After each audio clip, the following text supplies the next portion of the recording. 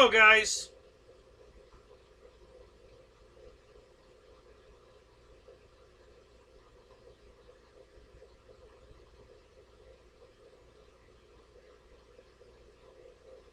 Sorry, just catching up. Just got some bad news. Oh, hey, Michael. Matt, how you doing, man? Had fun again, man. I love flying with you on Real Flight, man. That's a blast. Brian Chambers, Daddy Rich, good to see you guys. Colin, hey, man, good to see you, man. You're here early tonight. Good to see you guys. So let me swap this over here. So, what happened here? Did I swap it the wrong way? Or yeah, I guess I did. Alright, guys. So, let's see. Let me change this to, there. So, anyway. So how's everybody's week been? How's you guys doing?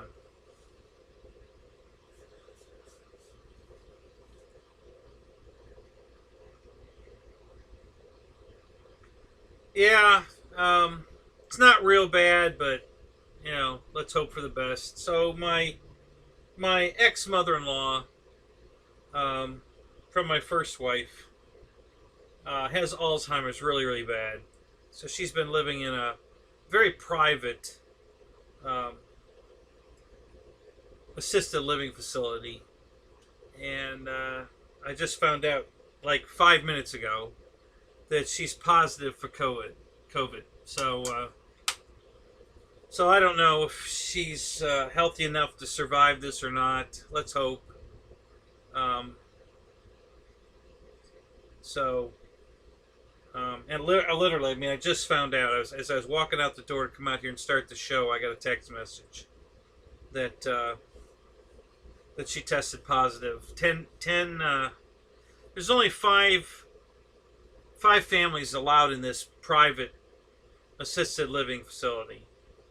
So I guess there's a total of 10 people and 4 employees that have tested positive. So who knows who brought it in, where it came from, who knows.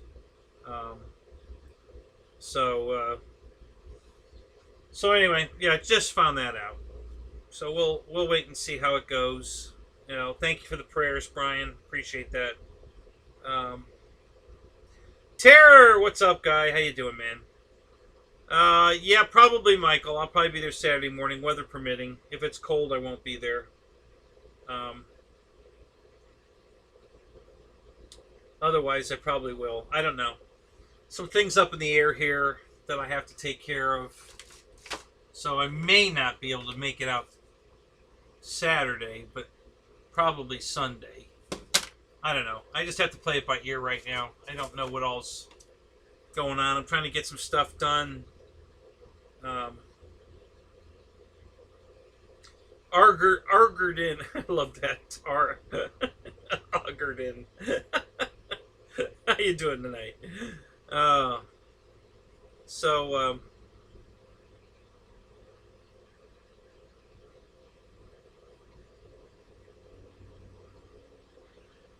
you're going to get some stick time?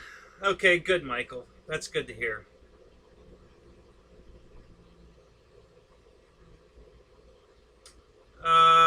No, well, I'm still getting, for you guys that didn't know, and I'm sure I'll have to tell it a couple more times tonight, but UPS and I parted ways mutually Friday. They were going to fire me. I got all kinds of threats. She lied to my face, called me a thief and a liar, said I was padding the clock. She said I put down 76 miles for my time for Thursday, and I did not. I told her that, and I said, check the paper time card. I put in 51 miles, and that's 76. But she was just very negative. So I told her, I said, so let's just make this easy on both of us. I'll finish today. I'll do my job today. I'll finish up. I'm not going to leave you hanging, but at the end of the day, we're done. And that's what I did. I finished my day, did my job, and I left. So I can't work for a company. If she's lying about it, I don't want to work for her. If she's not lying about it and her numbers are that far off, I don't want to work for her either. I mean, my paycheck relies on my hours and my mileage being accurate. And if they're off by that much, who's to say tomorrow they won't be off by 30 miles the other way? I don't know where they're getting their information from. I don't know if somebody's, keep punching it in and they're doing it wrong. I don't know. We have to back everything up with a paper time card. And I told her flat out, look at my paper time card. I put down 51 miles, not 76. So I don't know where that number came from. But anyway. So I'm back unemployed. The part I hate the worst about this is A, that she's got a bad impression of who I am, because that's not who I am. And B, I really wanted to work for UPS. Been wanting to work for them for many, many years. Finally got the opportunity, and it turned out to be not such a great fit for me. Jeff in Lower Alabama, what do you say? Good to see you there, buddy. What do you say, Paul? Good to see you. Keith, Christy, good to see you, man.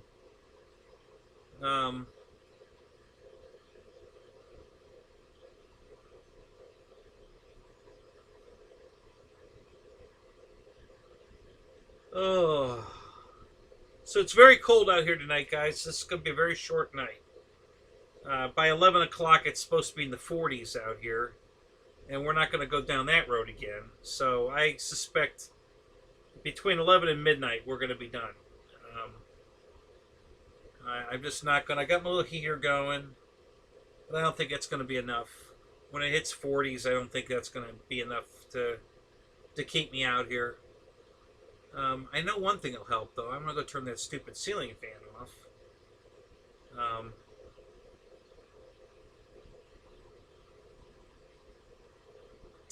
Mr. Wrightsa, what's up? Good to see you, man. So anyway, hasn't been it hasn't been a stellar week.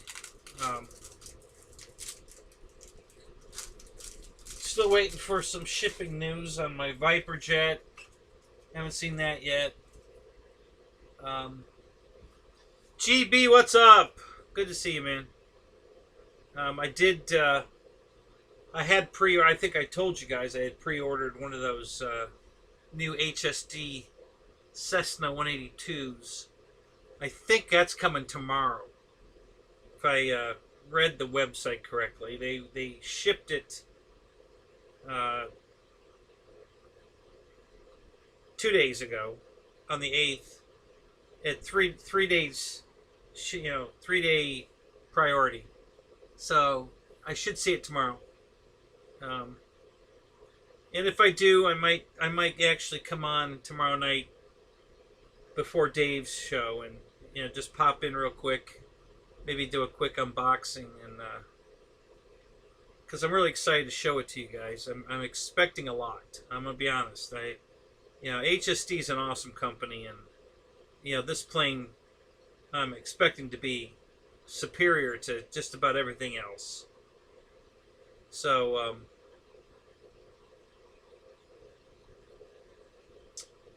Alan, good to see you, man.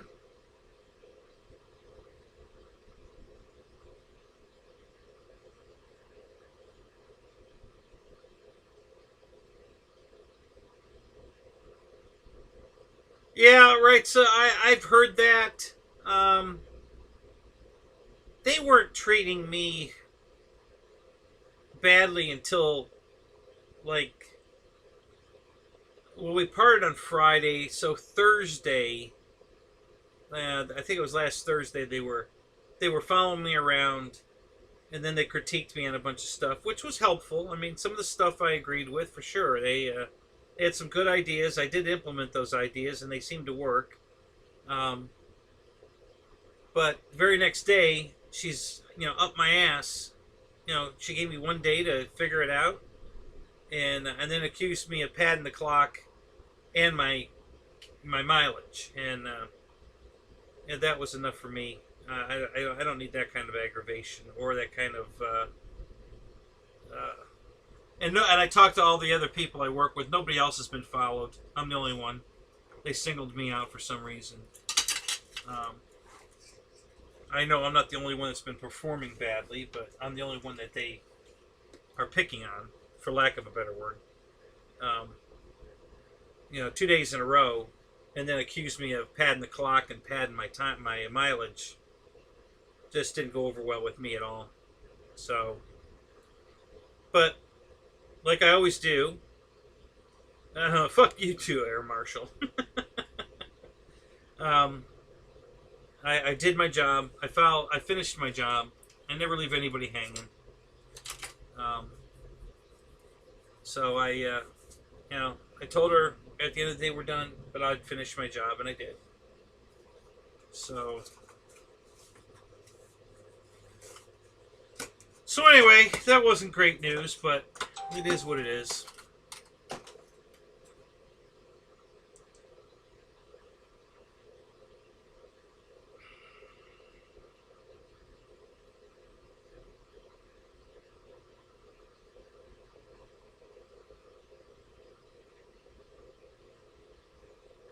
So for you guys that just got in here, I know most of you weren't here. I just got a text message as I was walking out to do the show that that my ex-mother-in-law has COVID, and she has Alzheimer's really bad, and she's in an assisted living facility. It's a very private assisted living facility. They only take on 5 guests, for lack of a better word, families at a time, and she was lucky to get in there. And so 10 people from the families and 4 employees all tested positive. So I don't know. I mean, she seems to be doing okay so far. Like I said, I got the message minutes before I walked out here to start the show. So I will keep you posted. Thank you, Ben. Appreciate that.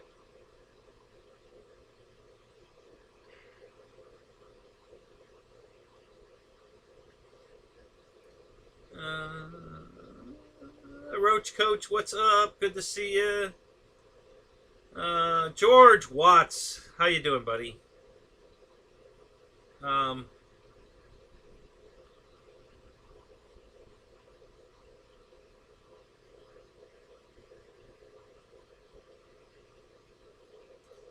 Yeah, I'm hoping she's going to be all right. It's she has Alzheimer's so bad that she pretty much doesn't know who anybody is. On a good day, she might recognize her husband, my friend Wayne. But most days, she doesn't know too many people. I know she'd know me if I walked in there, because hatred's a very powerful, and she hated me. I mean, she hated me in the beginning when I proposed to her daughter and we got married. But after we got divorced and she remarried this super duper dirtball, I became Prince, So she loved me dearly after that. After she found out what her daughter could have married and did marry. But there's still a lot of hatred for me because I was the one that took her daughter away.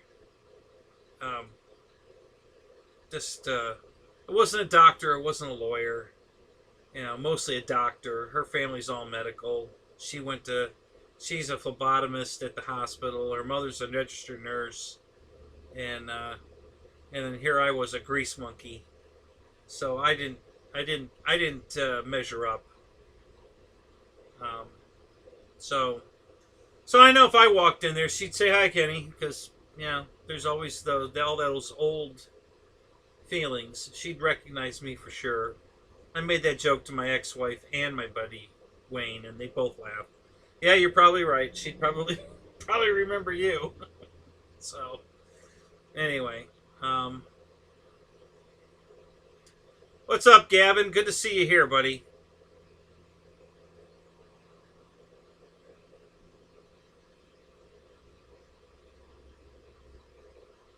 Yeah, I went through it with my dad first. Um, he didn't get so bad that he didn't know who we were, um, but we had some. How you doing, Jerry? We had some incidences that. Oh, Brian, thank you so much, buddy. Really appreciate that. Thank you.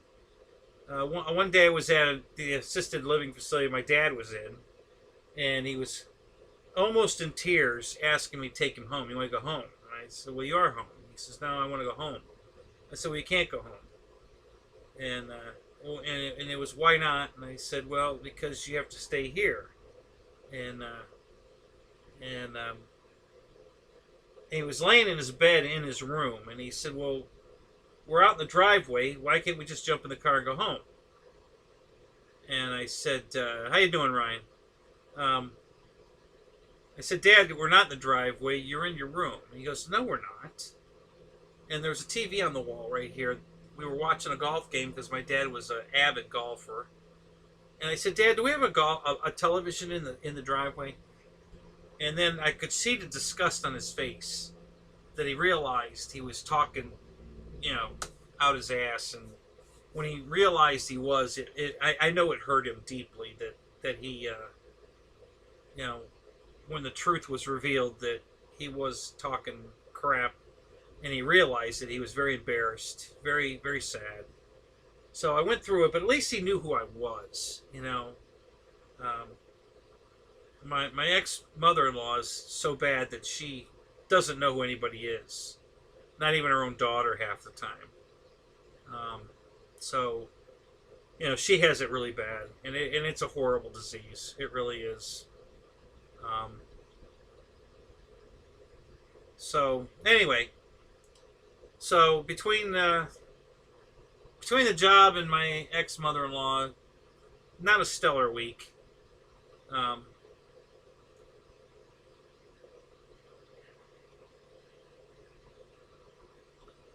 yeah, Roach, I understand. Thank you. I appreciate that. You know, I appreciate you guys sharing with me. Um, you know, I've been through it. You know, my mom, when she died, she didn't have Alzheimer's, but at one point they had given her a form of it. Um, I guess the medicine they give you, she had to be trached, or you know, they put her on oxygen, and they put that thing down your throat, and they give you medication to fight it. You know, to fight the urge to fight it. You know, in other words, when you're gagging on this thing in your throat, you know, you want to fight it. You want to pull it out. So they give you a medication that stops that, but it also messes with your head. So when they finally took the trach thing out, she didn't know who I was. She thought I was her ex-husband instead of her son, and she thought it was like 1962 or something. I mean, it was really bad, and I was going to kill the doctor.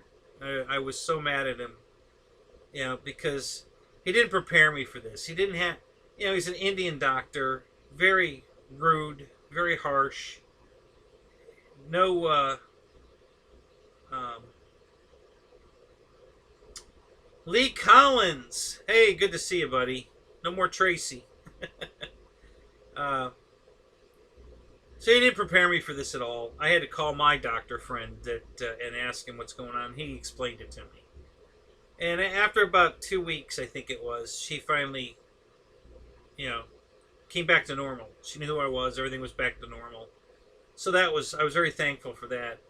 You know, my doctor told me it could be permanent. It's rare that it is, but it could, you know, there has been times when it has been. And thank God it wasn't for her. So we probably had another year, I guess, before she finally passed. But her mind was perfect. Nothing wrong with her mind. Her body has just given up. So, anyway,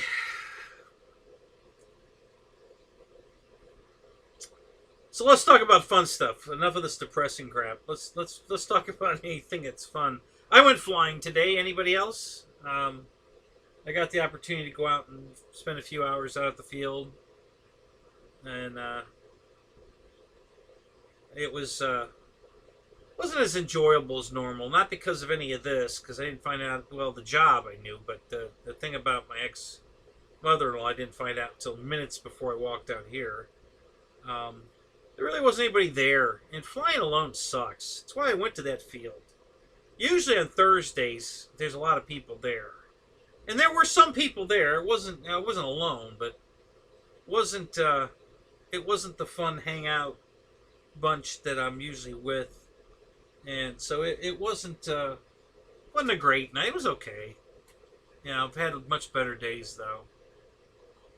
It kind of makes it hard to justify taking the time to load the car, charge batteries, do all that, and go all the way out there and get there, and then it's not really much going on. So,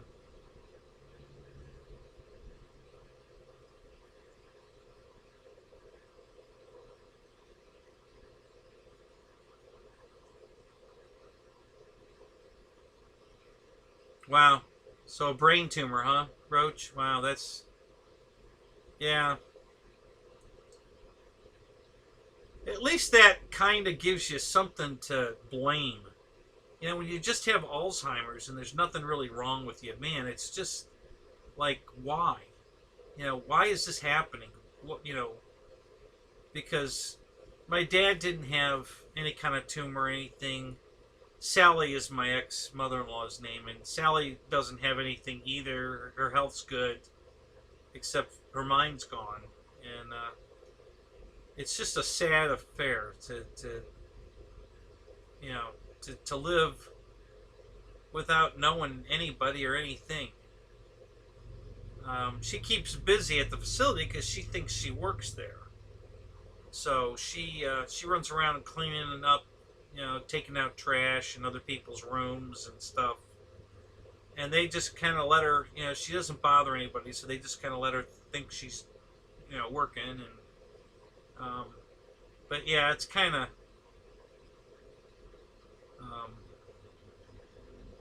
it's just a sad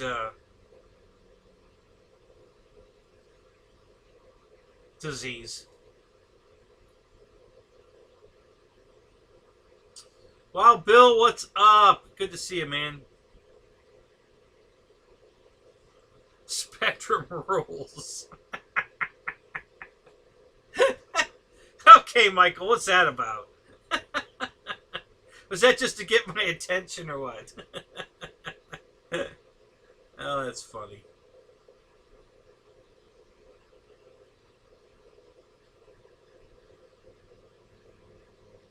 You went flying today and tore stuff up. Well, that's not good.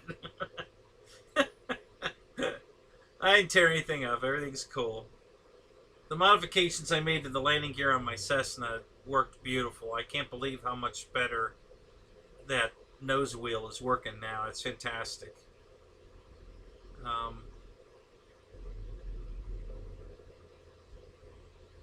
Yeah, it was a beautiful day here too. It was a little cold in the morning, and then it warmed up. Not a lot. I mean, it never. I don't think it hit 70. Maybe, if it did, just. I think they projected 71, but I don't know that it really made it to that.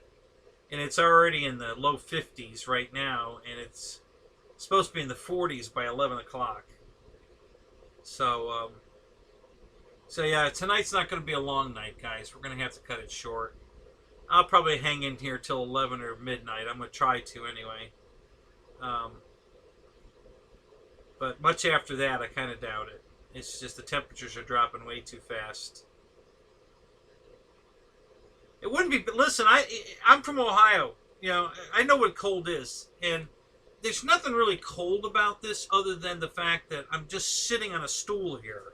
I'm not moving around. I'm not active. I'm not You know, if we were out flying, man, I'd be flying for sure. You know, or if I was out working on something, doing manual labor, anything than just sitting on this damn bar stool.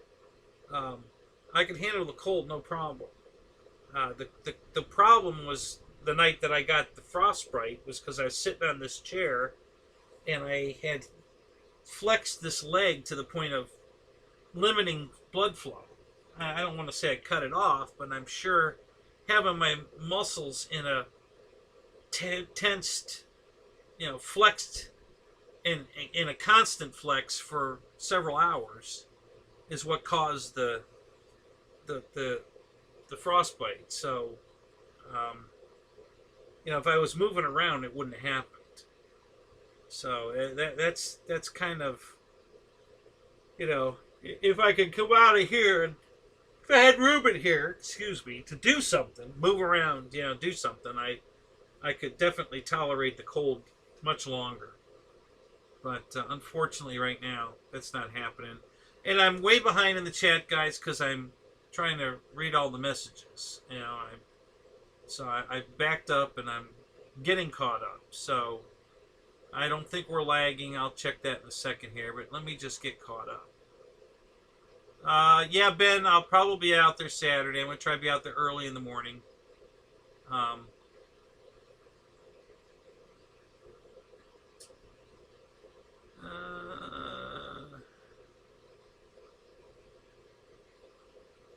You're trying to change a pace. What are you trying, Michael?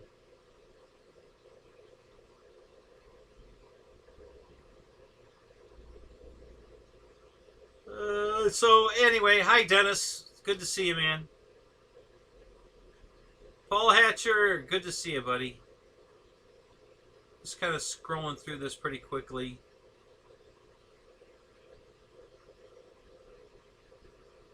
Nick, what's up? Good to see you, man.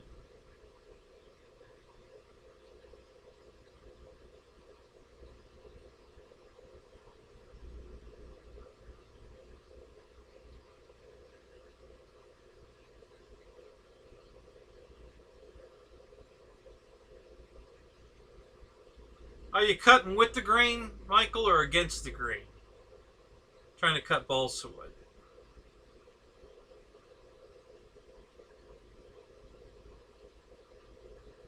And yes, it does make a difference.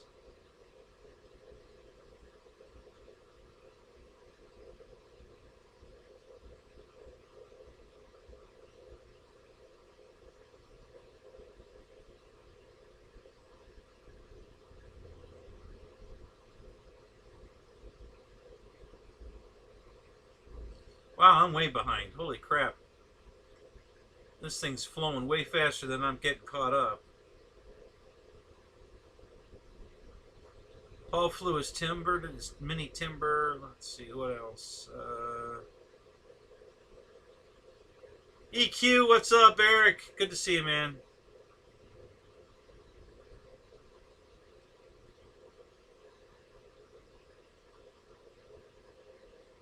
Yeah, I think it's supposed to be nice tomorrow. I'm probably going to be on my roof tomorrow scrubbing it with my pressure washer. I've got to get that done.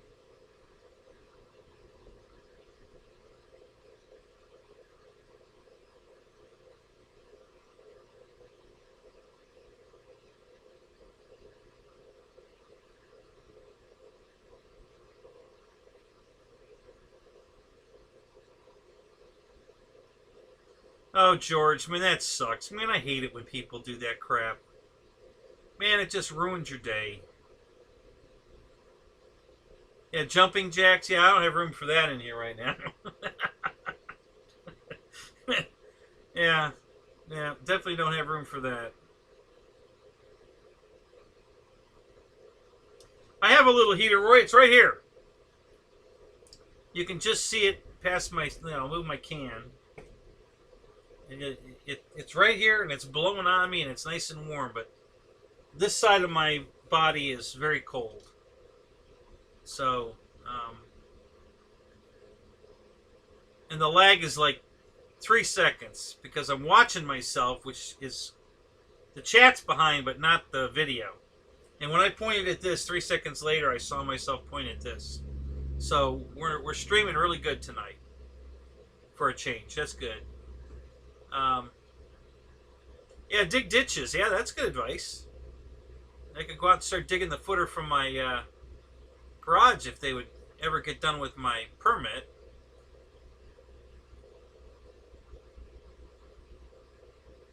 He sent him $1,000. Good job, Dennis.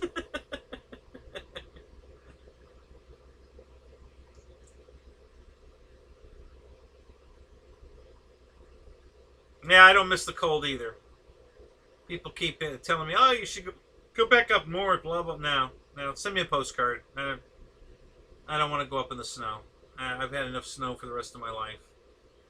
I've spent 23 years in it growing up, and that was enough. If we ever have teleporters, you know, Star Trek teleporters, where I can teleport up to Ohio for like 10 minutes, you know, maybe have a quick snowball fight and then teleport back to Florida, I'll do it. But other than that, I'm not interested. Thank you, Jeff. Alabama man. Thank you. Yeah, this sounds good. Looks good. Good. Glad to hear it. Thank you for the feedback. I appreciate that. Yeah, ever since I took the film off the camera, man, this camera's awesome. I really like this camera.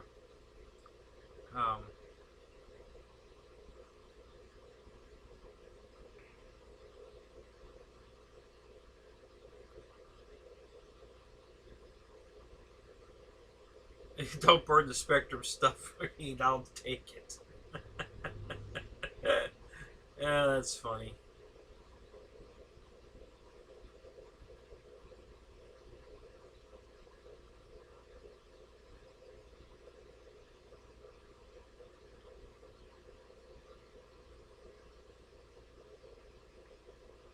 Okay, so I'm caught back up. Robert, good to see you, man.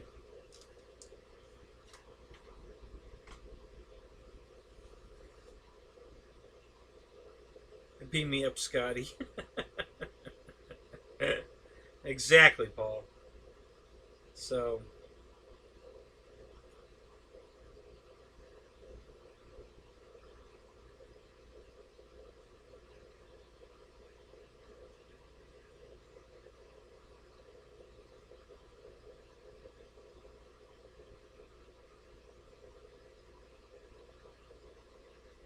Ohio, yeah, man. My friend Wayne, that's married to my ex mother-in-law. He does a lot of trucking up to Ohio. He moves boats up there, and he said the roads are so bad in Ohio. He says it's ridiculous. You know, it's just unbelievably bad.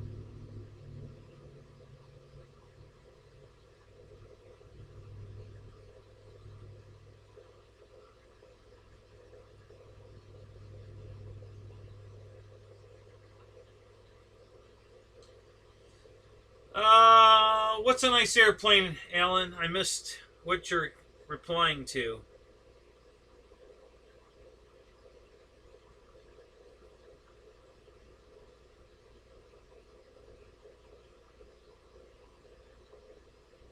Yeah, Robert, I know. Trust me, it normally, just like the night I got the frostbite, I was fine. I mean, you know, I'm not. I can tell you that I'm cold, you know, everywhere but here. The heater's blowing on me right here, so this is nice and toasty. The rest of me's cold, but not unbearable by any means. I just, after getting the frostbite on my leg from sitting on this damn bar stool that one night, I don't want to do that again.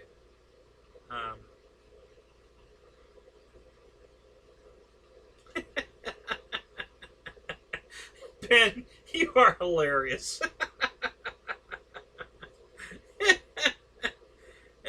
Do you have any quadcopters? You had a couple of them before. I remember when we went night flying, and you really enjoyed that.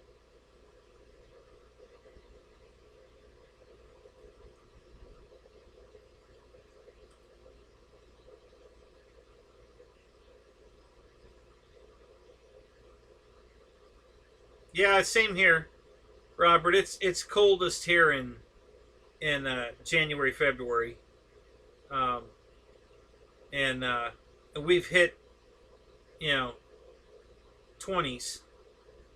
It's only for a night usually, and it'll warm back up the next day in the 60s, sometimes even the 70s. So it's really crazy how Florida, um, if we don't have any cloud cover at all to hold the heat in, it gets wicked cold here, quick. And then, but the next day it warms right up. So,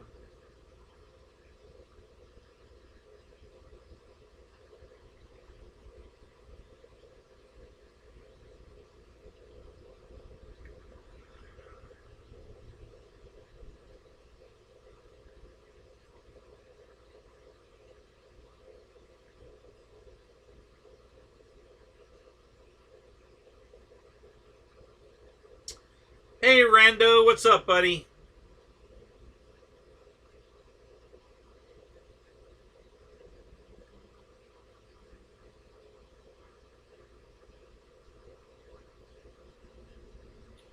You love hated the what? The quads or the helicopters?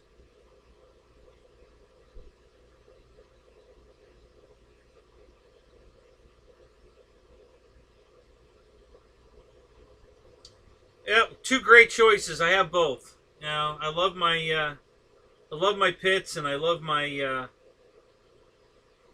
bird of time. My bird of time. I had to modify my bird of time to make it a powered version.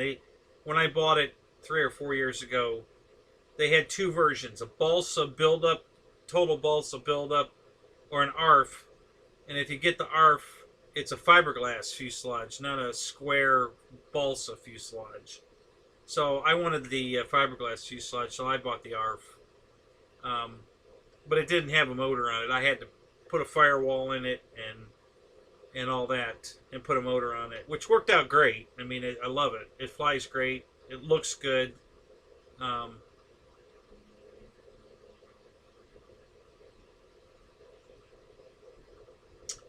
oh, so you've flown helicopters before? I thought you did, but I couldn't remember if it was any of the bigger ones.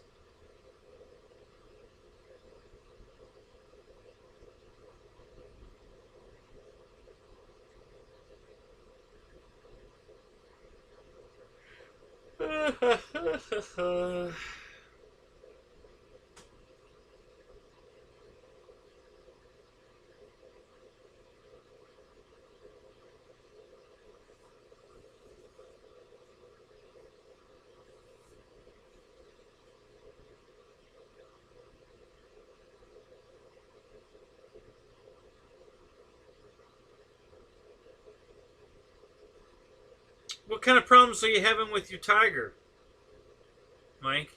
What are you struggling with?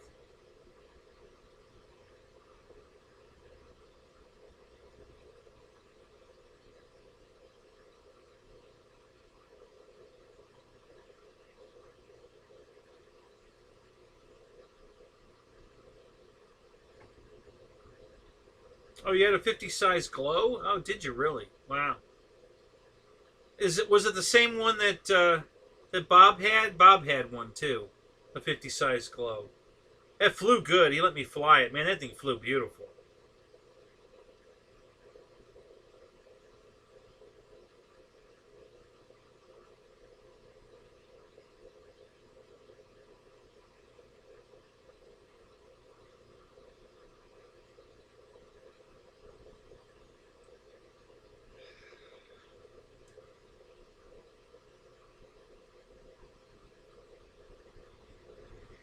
Getting the flight controller tuned in, yeah. What are you guys struggling with? The gains? You know, getting the gains, you know, where you like them, or getting it to center? What kind of problem are you having?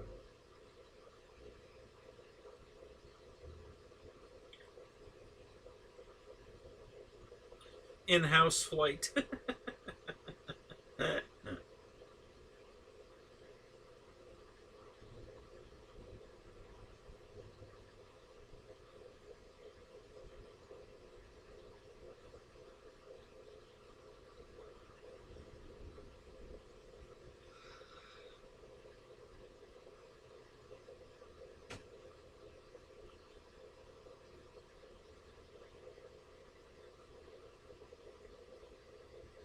I got you. All right, Ben. Cool. So, what helicopter are you looking at? Have you picked one out?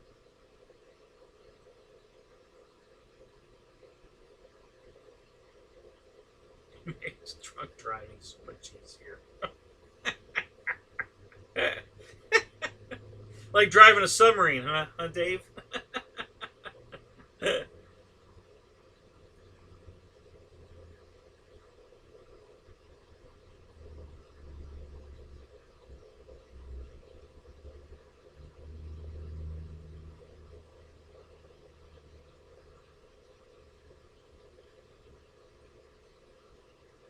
Yeah, very little about the NASA Roach. Yeah, I have one helicopter, but it's a it's a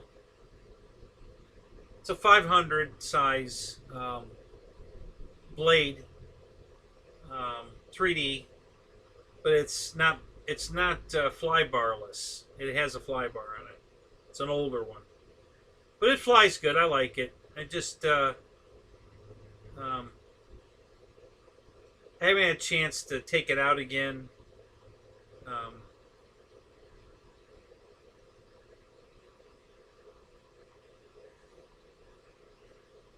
I need to, yeah, the radio setup that they what's up, Ray? What's up? The setup that they gave me in the book was horrible. Um, so I am definitely adjusting. Um,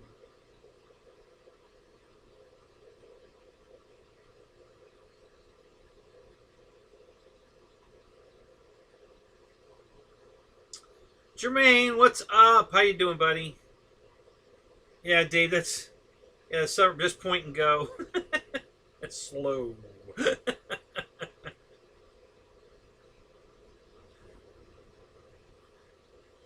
Yeah, it was.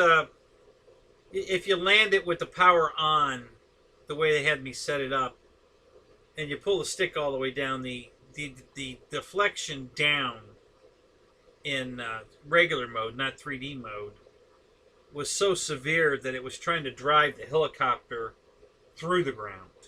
So with all that downforce, while the blades are spooling down, it would just flip on its side one way or the other, and so I made some adjustments to that, and then I've also decided to just cut the power on landing, and auto gyro it down. Get it really close to the ground, and then just cut the power to the motor and let it just come down gently.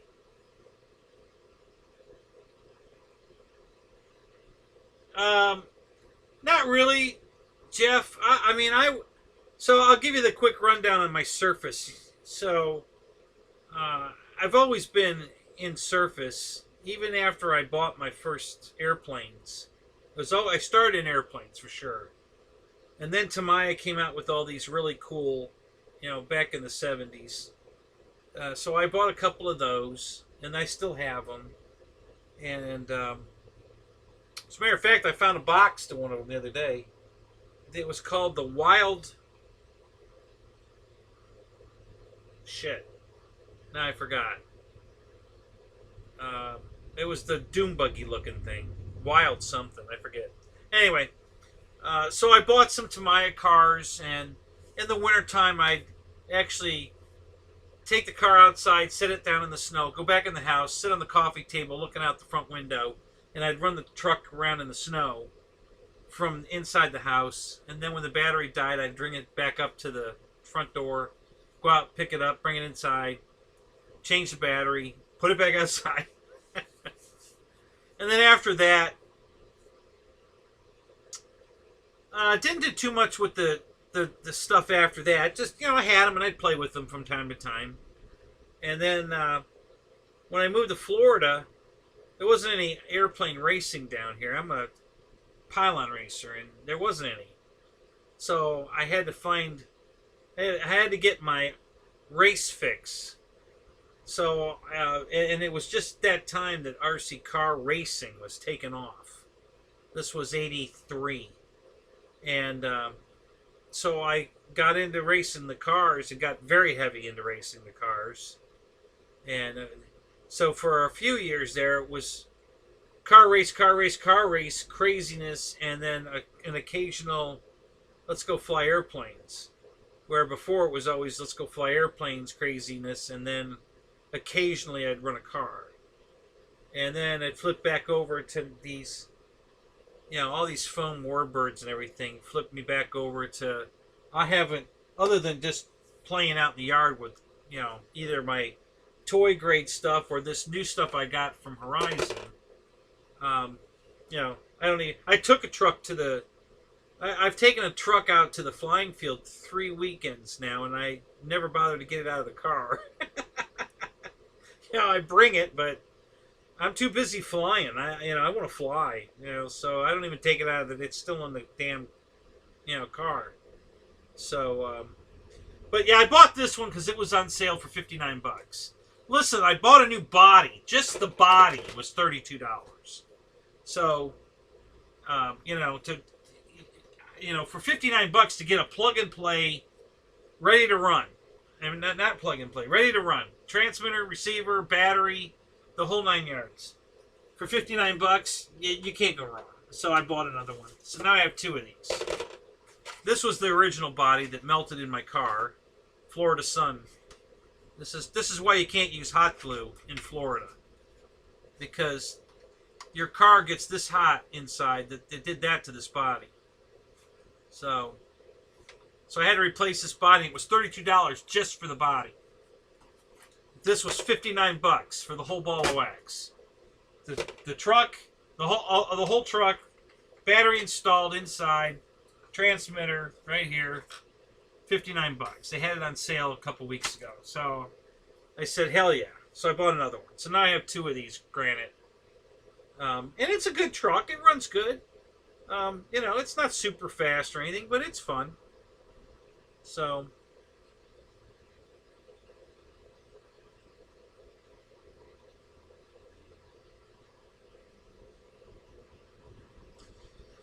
I haven't tried that brand, Roach, but I can tell you that if it gets hot enough in your car to do this to a body, there ain't a hot glue on the planet that can take this kind of heat, okay? And that's why, Flite tests, I love the Flite test guys, and I love the products they make. And I've been making their stuff for years, but I use a combination of hot glue and contact cement. And what I mean by that is I'll put a dotted line or a how the lines down the center of the highway are, there's a line, a space, a line, a space. So that's how I build a flight test plane. Is I take contact cement and I'll make a line, space, line, space, line, space, and then I'll put in the spaces I put the hot glue, so that I can fold it over, hold it down 45 seconds to a minute, and the hot glue dries, but the contact cement has not. But within an hour, the contact cement's glued. So now when the hot glue gets hot and melts out of it, the contact cement's going to keep it together, and so the plane works. So that's the way I have to build the paper airplanes. What's up, Fred Barron? Good to see you, man. So, yeah, so that's, I love hot glue. I mean, I think it's, if I lived up north, man, I'd be building so many of those damn airplanes. Because they're cheap and easy and fast, to build with hot glue. But it just doesn't work down here. By the time I got to the flying field, my airplane would unglue itself. But the contact cement idea worked good. I found some contact cement at the dollar store that worked pretty good. I don't know if I have a tube of it. I think there's some tubes up in those bins there, and it worked pretty good. So that the spacing idea worked out fine, and I've built a few planes that are still flying today. They're probably 5 years old. I have a wing that I put lights inside of it that I can still fly, night fly with it, and So yeah, that idea worked, but it was a little more, it took a little more time to do it that way because you had to, put your contact cement down first, and then go back over it with the hot glue in between, and then fold your part over and smooth it out and hold it down, and so it was more time consuming to do it that way, but in the end it worked. So I was okay with that. RC Addict, good to see you, man. How you doing tonight? Um,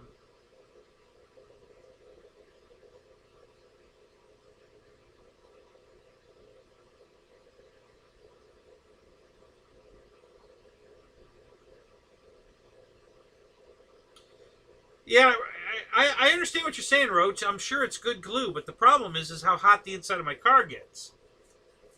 It's we're not talking about melting glue here, man. This was a plastic body that, it disintegrated. I mean, it just destroyed itself from the heat inside the car. So, that's the problem. It reheats the glue to the point where it comes free. It gets, stretchy, gooey, and then it just, with the tension of the plane, the wing or whatever you built, trying to unravel itself, unfold itself, it just pulls itself apart. Hell, one of my contact cemented airplanes pulled apart in the car. I've got an FMS Edge 540 that was in my car one day, and it got so hot in the car that the top of the fuselage split open. The glue, the contact cement got so hot that it pulled apart. So now I haven't done it yet, but I gotta put glue, re-glue it. I gotta put glue in there and pull it back together and hold it or tape it or whatever I'm gonna do. But yeah, it got so hot that the actual fuselage, and that's the first time that's ever happened. And it's the only plane it's ever happened to so far. But yeah, it got hot enough in the car that day to make the fuselage come apart.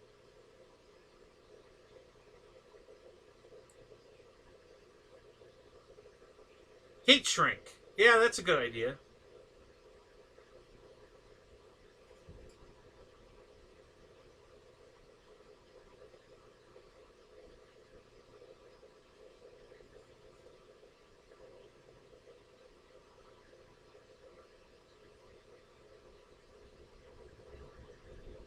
Right, Roy. Exactly. Hot glue is good for a tack weld.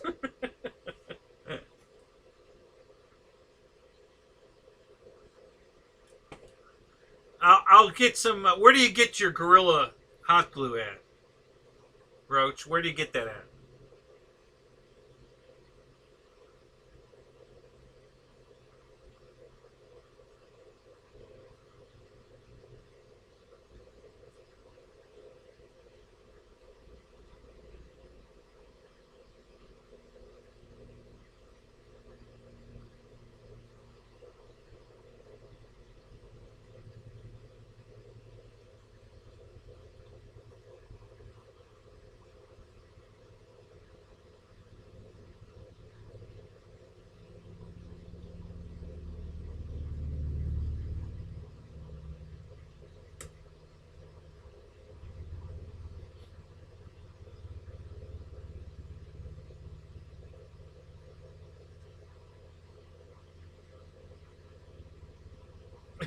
Where?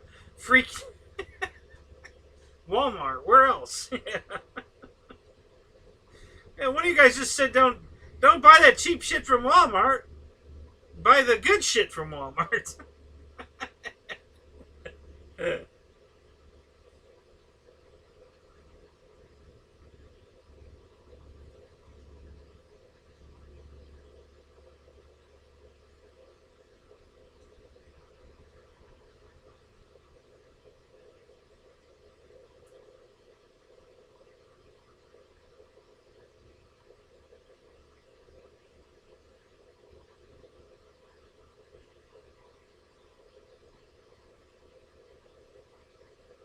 Right.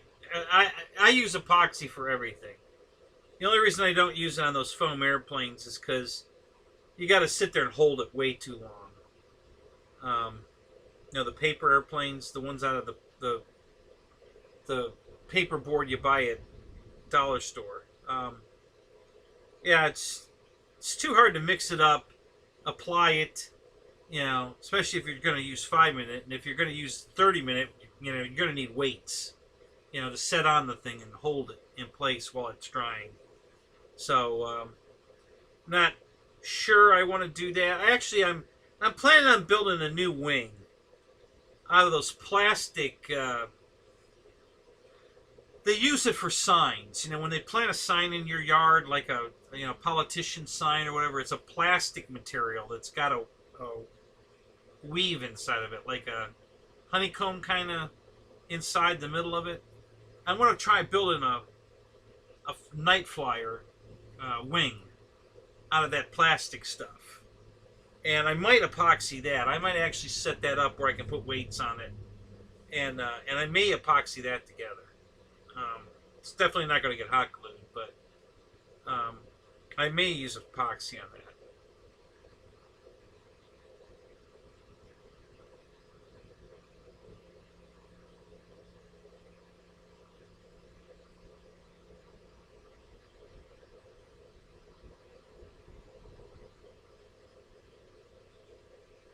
Hot asphalt will work. Yeah, that's a good idea.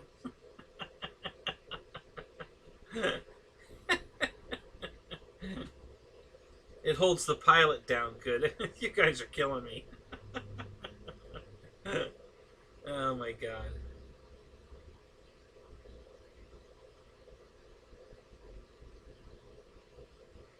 Yeah, corrugated plastic. Yeah, that's probably a good name for it. Yep.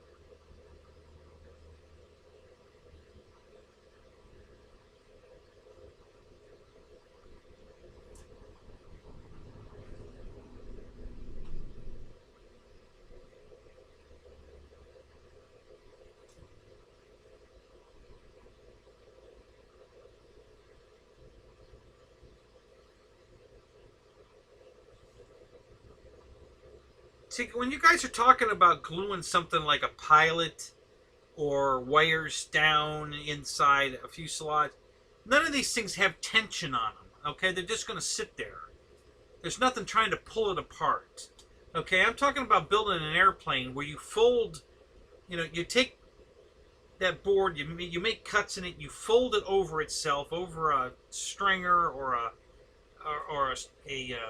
spar, and then it's got constant tension on it, trying to pull itself apart, So when the glue gets hot in the back of my car, it does exactly that. That tension pulls itself apart. The glue just goes to strings, and it pulls apart. So that's the difference. Sure, it'll hold, a pilot down that's not trying to, pull himself out of the airplane, or, wires that you're just tacking to the side of the fuselage. There's no tension on any of this stuff. It's just laying there, and you're securing it just to keep it from flopping around, but there's no tension on it. You talk about building one of these flight test planes, there's constant tension on that piece of paper, foam board, that's trying to pull itself apart. And once it's in the back of my car and gets heated up, it pulls itself apart. So that's why you can't use it down here. There's a big difference between trying to hold a pilot down that's just sitting there and trying to, hold something in tension that's going to keep trying to pull itself apart. Roll down the windows. Yeah, that's a good idea. Then everybody else helps themselves to my airplanes inside my hot car. Listen, okay, my car's white, and it got that hot in there. All right. So again, you guys, when a white car gets hot enough to do that to a body, it's hot, guys. All right. So, can you imagine a black car?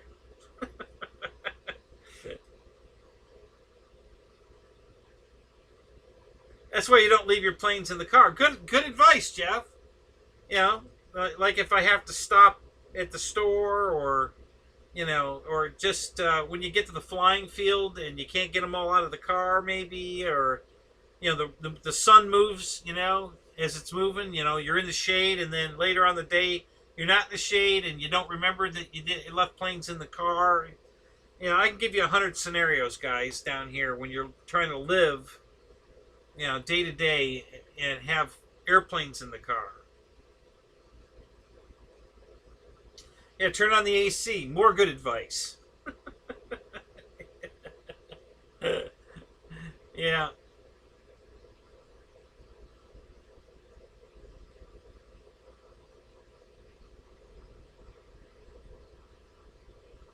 Yeah. And you don't, Roach? Tell me you leave those expensive helicopters out in your car with the windows down and the AC on, you know, doors unlocked, and you're not going to worry that they're going to just fly away. Yeah.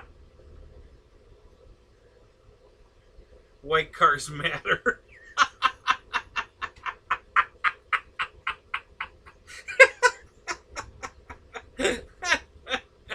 Oh, that's funny.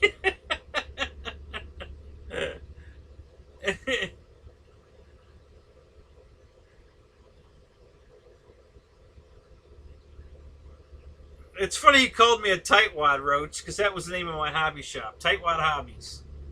Our motto was, when any cost is too great. uh,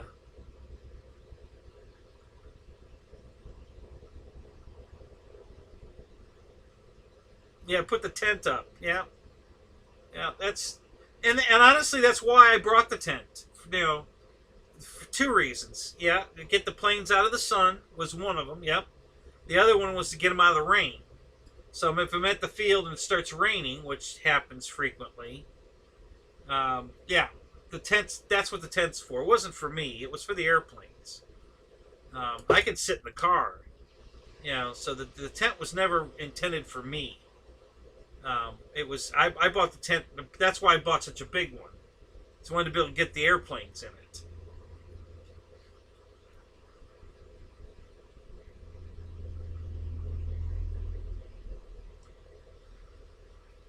Where do you live, Roach?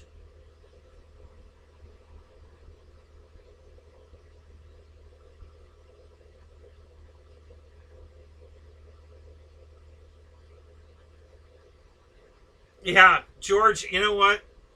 Man, I looked at that hard. How can I modify this tent so I can pull the car inside of it? Because it's big enough to hold the car, no problem. You know, the problem is, like, being able to zip the whole front of it down so I can drive the car in. Um, but believe me, I thought of it. They do make it's not a tent, but they make a bubble that you can pull your car into. Um, I'm not sure. I think it's once you close it up. I think you have to add air to it. You know, pressurize it, and it turns into a bubble that, you know, keep. It's designed to keep the dust off the car, but and now they've come out with an inflatable spray booth. I don't know if you've seen this or not. Mike Patey got one, but I saw it before he got one. I saw it on another YouTube channel where it's this gigantic paint booth. It's about $1,000 or $1,300, but you can pull a car in there. You got plenty of room to walk around the car, work around the car. It's got a mixing room at the front, so that you can literally bring all your paint inside the inflated paint booth, and once you're in there, you can do everything in there. You can mix your paint, you know, spray your paint, and everything in the inside this inflatable car spray booth. It's really cool. But that's just too big, too much money. $1,000 would be cool though. You know, be cool to take that to the flying field and put it up, and work inside that. You know, keep the planes in there that'd keep them out of the rain for sure. Sun, probably not. It's the ones I've been seeing are clear. The roof isn't clear though, I don't think. So it would add some shelter, sun, some protection from the sun.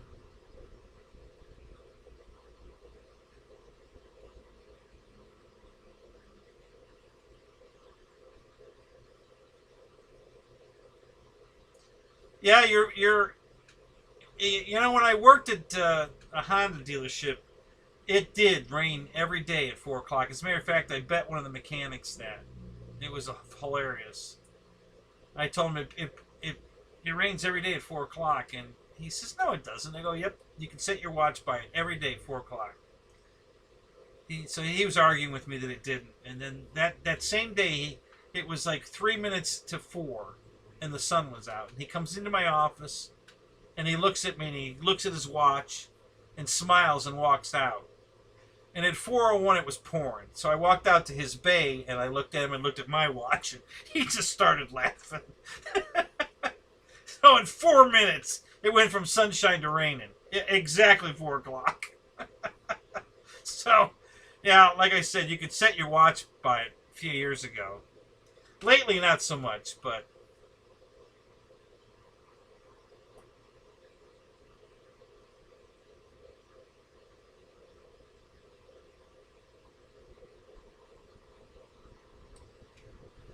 So your FMS Super Cub right wing snapped off 2 screws. 2 screw ports snapped off. Are you talking about the 1700 millimeter white Cub with the, I don't know, it's got some kind of bird on the side of it, and then like landscaping, a gray decal, giant tires? Is that the one you're talking about?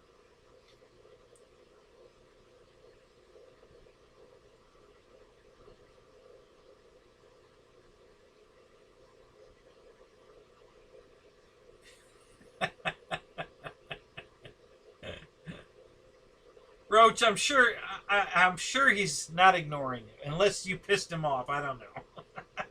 Probably just didn't see it. It's so easy to miss stuff in the chat in here.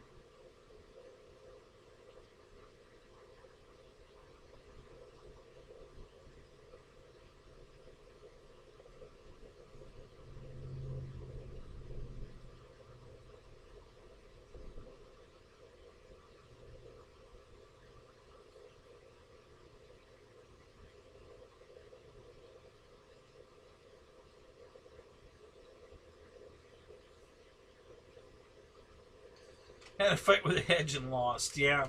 I had a fight with the high tension power lines behind me, and I lost too. Um, so, what part of the plane broke? Exactly. Because when mine hit the power line, it shattered it. But it fixed. I mean, I'm putting it back together, and it's coming out great. But I bought another one anyway, so I have 2 of them now.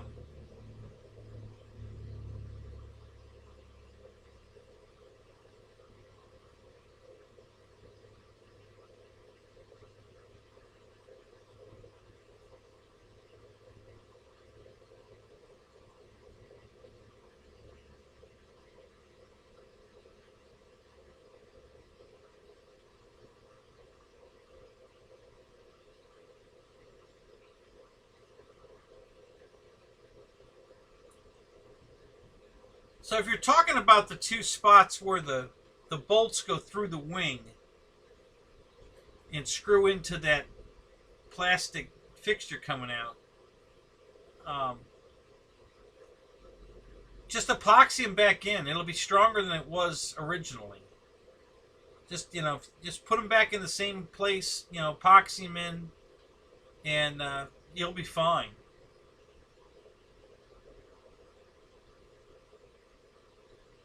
No, Roach, I didn't see where you told me where you live. I missed it. I thought you said at one point you were in Georgia, but I'm not positive of that. You know, on a show way back, but I forget where you said you lived, and yeah, I did miss it.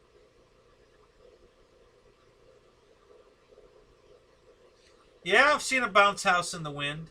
Yeah, that's fun to watch.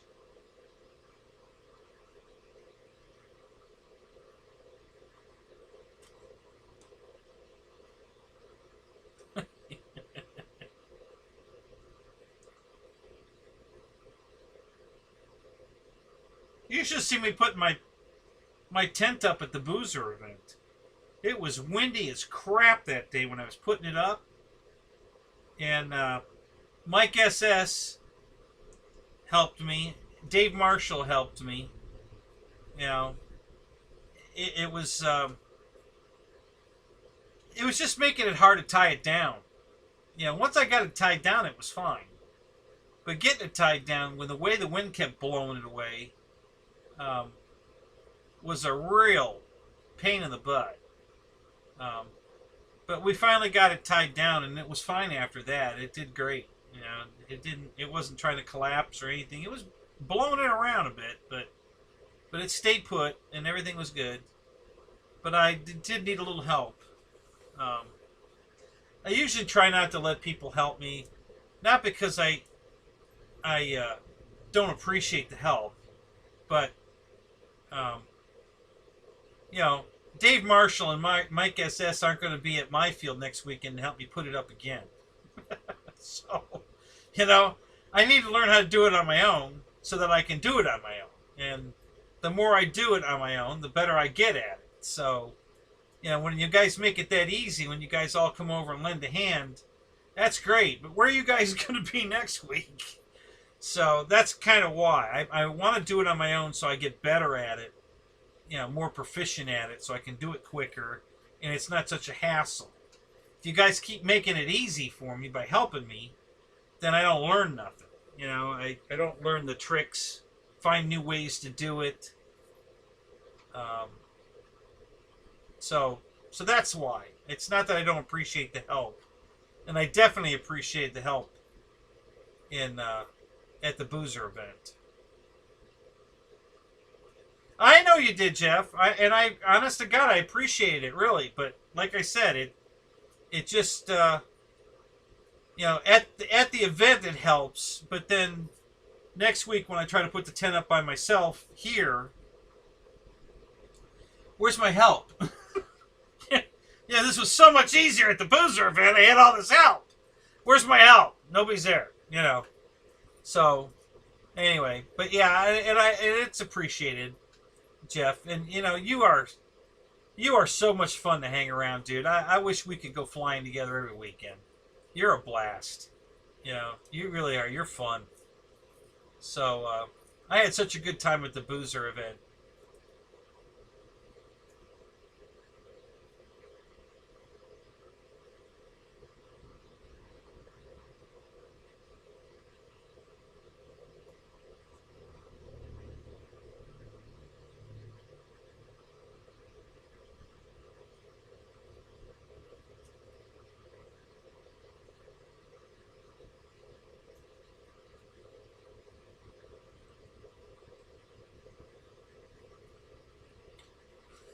What's up, Jody? CA and hot glue. Nah, that's the ticket. Yep.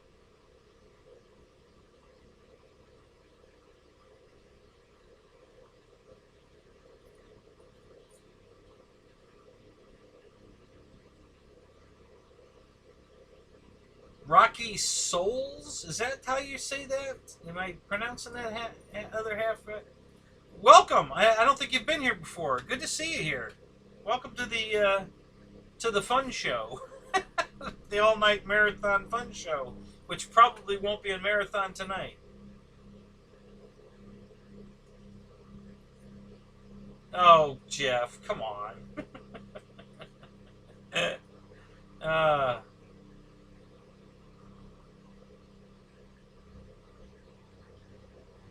Just put the pig in the car to cook. You know, the Mythbusters did that. Did you guys catch that episode? Where they put those two pigs in a Corvette. Oh, that was nasty. Holy shit, that was nasty.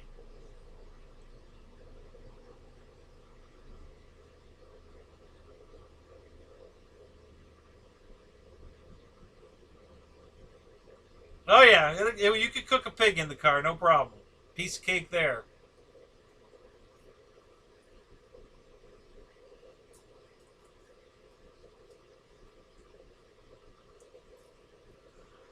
Uh,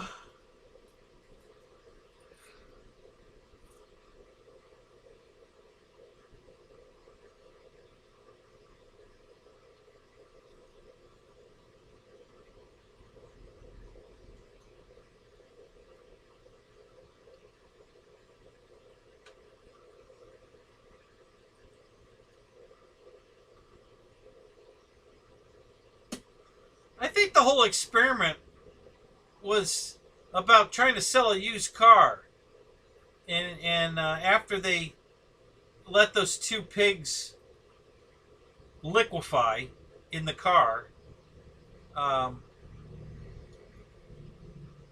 they had it professionally cleaned, trying to get the stink out of it, and they couldn't. You couldn't get the stink out of it, so they couldn't give the car away. Nobody would buy a Corvette because it stunk so bad. Even after being professionally cleaned, they couldn't get the stink out of the car.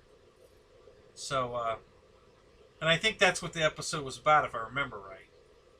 You know, what kind of things prevent people from buying used cars?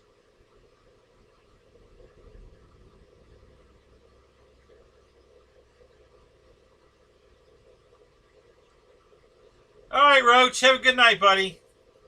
Good luck with the copter. I hope that you get that gyro figured out.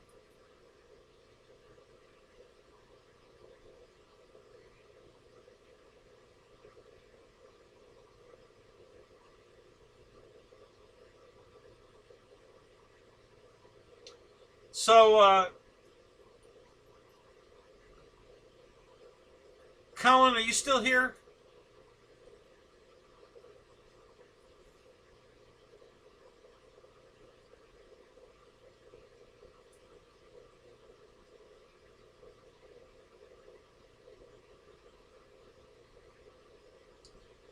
Oh, so Lee, you were the one. Do you want me to go get? So is it the wing that's broken or the fuselage that's broken? Which is it?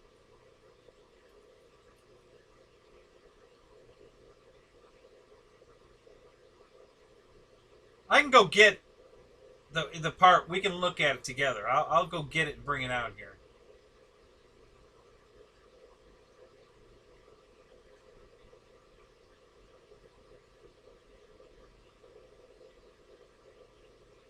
I haven't worked on the shell yet, Jody, because I'm still waiting to get the replacement plane.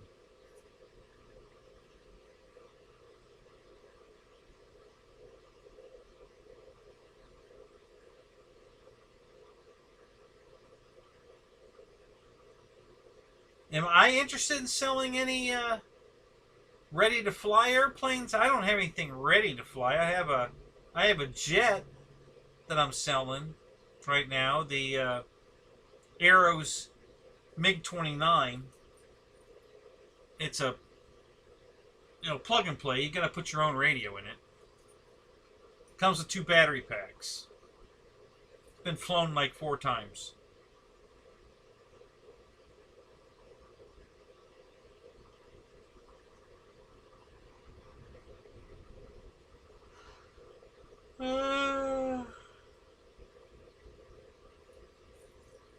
Yeah, I'm waiting to find out. I want to make sure the plane I get from Banggood is a real full-blown plug and play, what I ordered, replacement before I do anything with this shell, because if they want it back, or if I have to use it for, maybe the new one comes damaged and I have to use this one to fix that one, whatever. I'm not going to do anything with it until I have a full-blown airplane here and then I'll do something with it.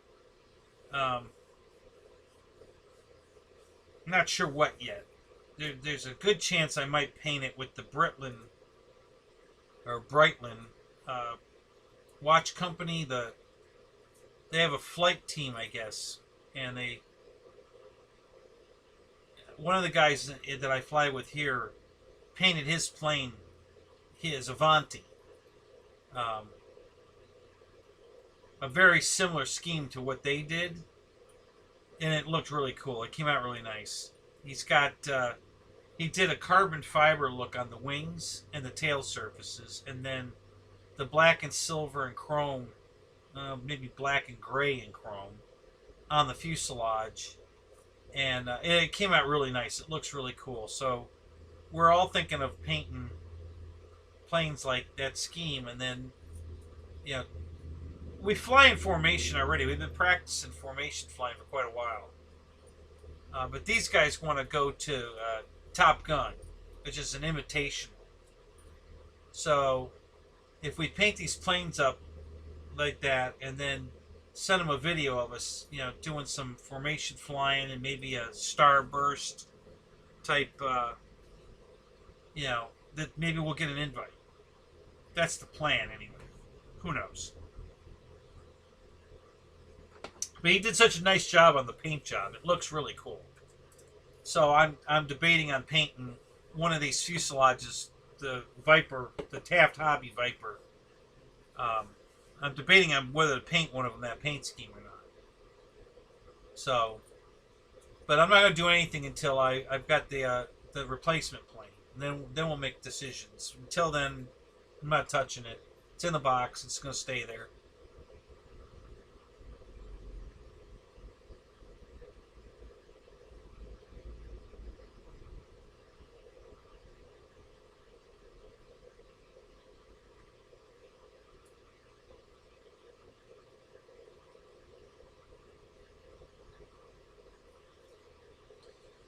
So you're looking for a beginner plane. What kind of, Rocky? What kind of what have you got now? What have you been flying? Are you flying anything? So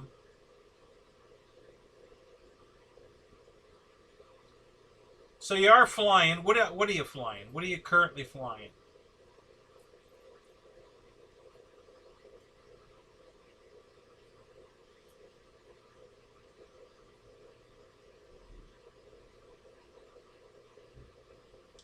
All right, Joe. Thanks for stopping in, man. We'll see you tomorrow night in Dave's show.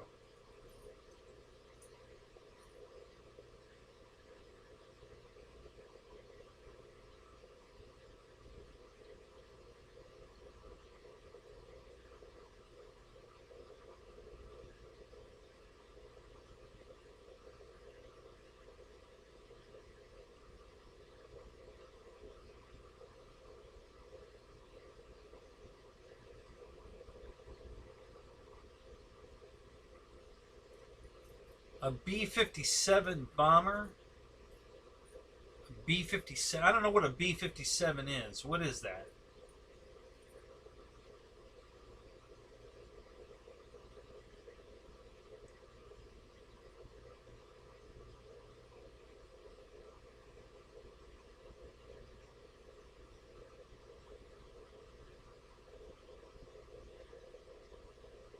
A pig will only shit in one spot in the tent. So, that's funny you say that, because one of the guys took one of the rubber dog shit, fake dog shits, and put it in my tent. And I put it up Friday and put some planes in it and went home so that I could come back Saturday morning and fly without, you know, everything be ready to go. And when I got there, I unzipped the tent, and there's a big pile of dog shit inside the tent. And I just started laughing. I turned and looked at him and like, really? Because, and I told him, I said, you know, if you'd have left the thing unzipped, or if you'd have put the dog shit outside the tent, I might have fallen for it, because it's pretty real looking shit. But, you know, the fact that it was in the tent was zipped back up. Obviously, the dog isn't going to zip the door back closed after he takes a dump inside the tent. So I just picked it up and threw it out of the tent. he's laughing over there. But yeah, I probably would have fallen for it if he hadn't zipped the door shut. Either that, or if he had, there's a little porch outside the tent. It's made out of the same material as the floor of the tent. It's it's there to put your shoes on or wipe your feet off or whatever before you go in the tent. And yeah, if he'd have put the shit on that, I'd have probably fallen for it. Because it would have been outside the tent, easy access for the dog. He's got 2 Great Danes, so. But yeah, inside the tent with the door zip closed, I'm not falling for it. That ain't real. So it was funny.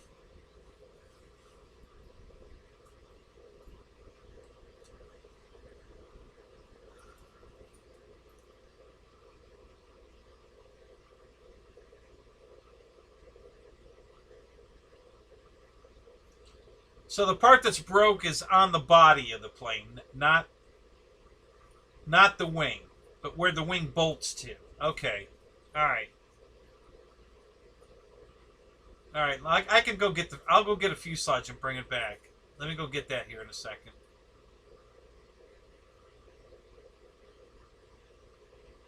Because I just glued mine back. I broke those off myself. That's what happened when it hit the power lines behind my house here.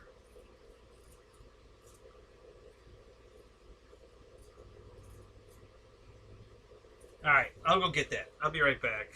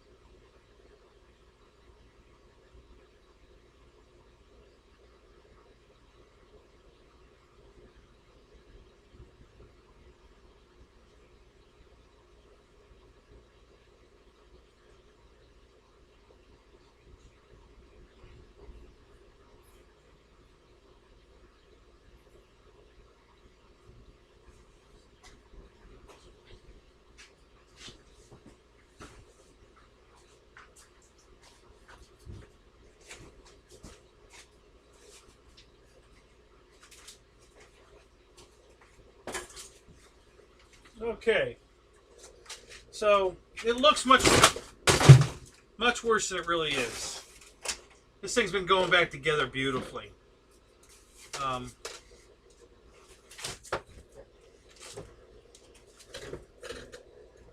there's a few pieces of foam missing. I'm going to have to improvise. But the Gorilla Glue and water mix that foams up. Works beautiful for replacing the foam bits you're missing.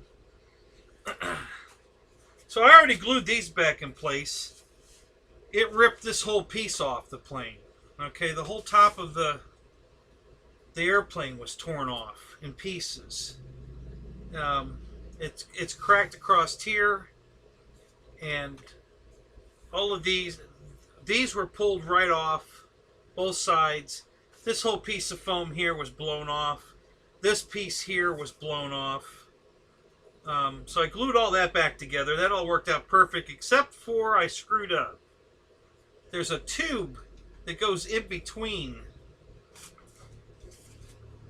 these side covers, okay, where the electrical connectors are, and I forgot to put the tube in there before I glued those back on.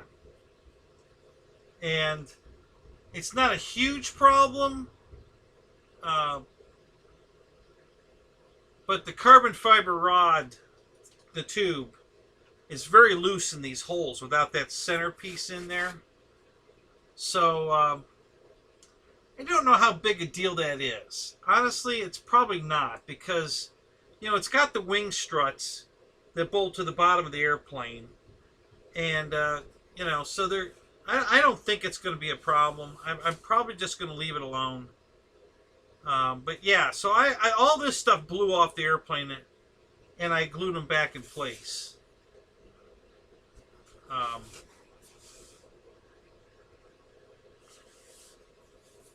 Did it melt? Now, not this one. Thanks, Jeff. So, so the only thing left now is the landing gear has to go back on here like this. Just got to kind of glue that foam back down, and then put the landing gear back on, which goes right back in.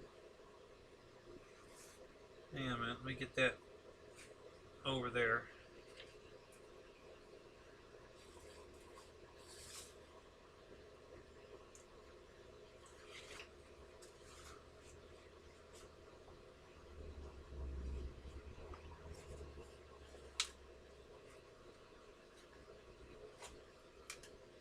Let me see if I can get this in here. Alright guys, so I'm going to miss the chat for a minute. So just hang tight. Okay, so that fits right back down in place, just like that.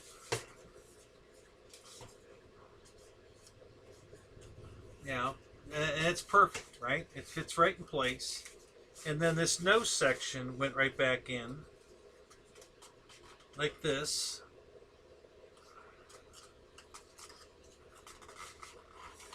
Oh, all right, come on.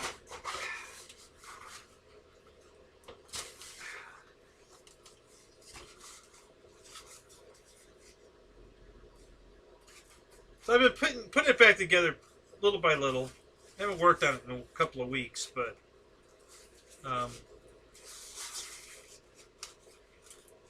so we kind of fit that back in place there, and put the landing gear back in like that.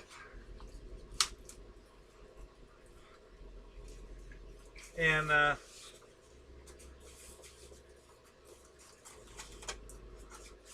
mean, you know,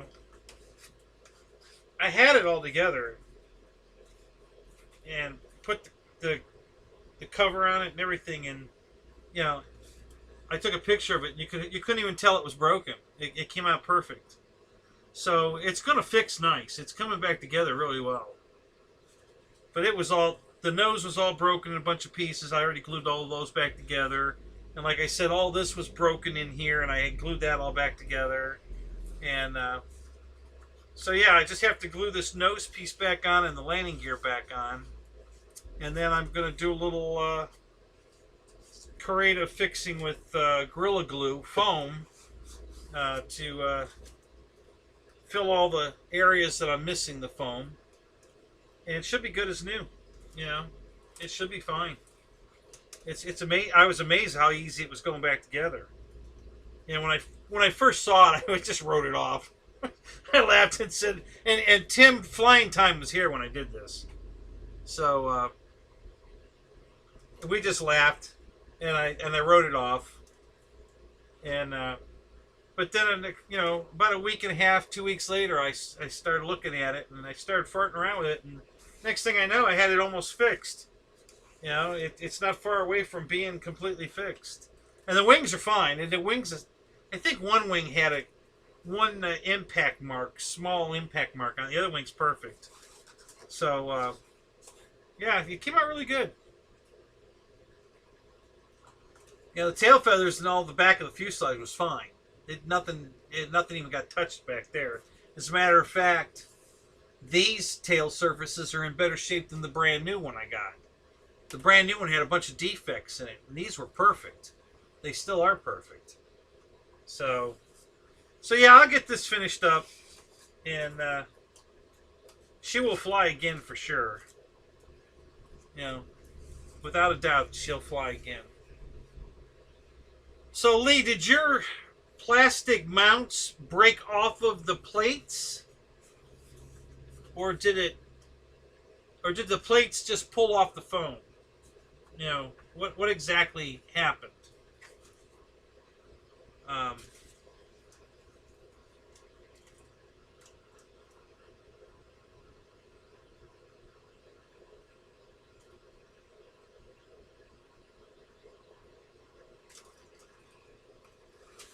Whoop. All right. So let me set this down before it falls apart.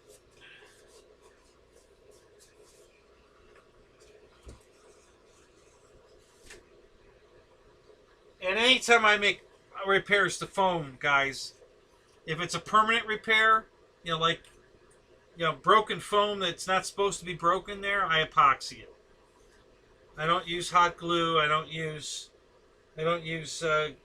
contact cement. Now, if it's something that can be replaced, like a plastic bit that gets glued to the foam, and I can buy a replacement, then sometimes I'll usually use contact cement, so that in the event that something goes wrong with that and I have to replace it, I can. If you epoxy it on, it ain't coming off. It's permanent. But if you put something on with contact cement, you can take it back off. So, you know, when I've got a break in the foam that ain't supposed to be there, I epoxy it. Now, you even put barbecue skewers or carbon fiber rods or something in there to strengthen it. But if it's something that comes apart and you can buy the replacement part, then I'll typically use contact cement. I hardly ever use CA. Just certain things I use CA on. I don't like CA for permanent fixes.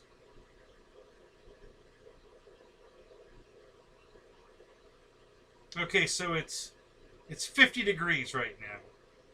It's quarter to 11. It's 50 out here, and they forecasted 49 degrees by 11. So we're 15 minutes away from 49 degrees if the forecast is right. How you doing, Christy? Good to see you tonight.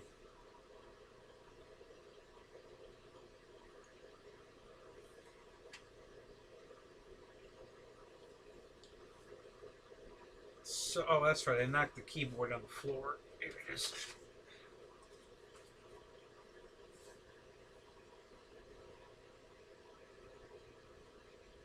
Yeah, everybody's got ways of fixing stuff, you know. Foam Tech's a good choice too. I like to use.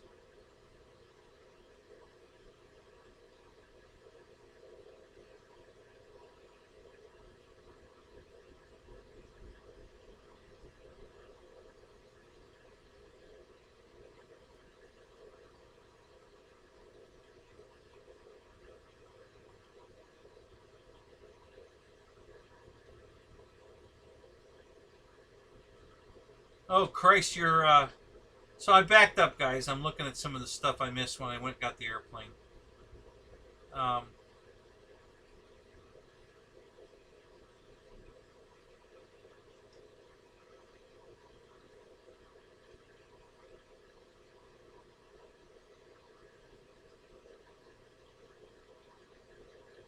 So what happened with that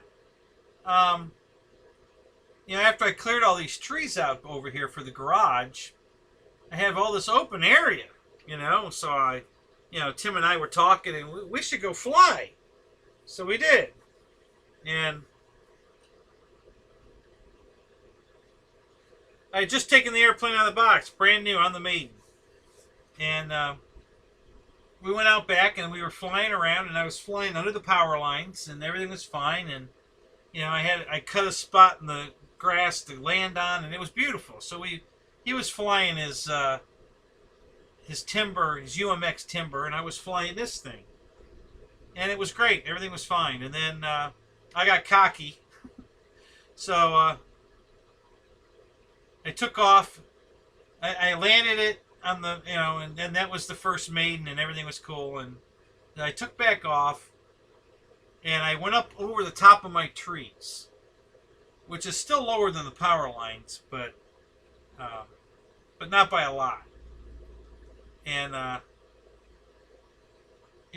came over the trees and went down under the power lines again, and flew under the power lines, and came back over my property, and went back up over the trees again, and this time I was way above the trees. And as I got over the end of my property where the power lines are about to start, I was like, oh crap, I'm too high.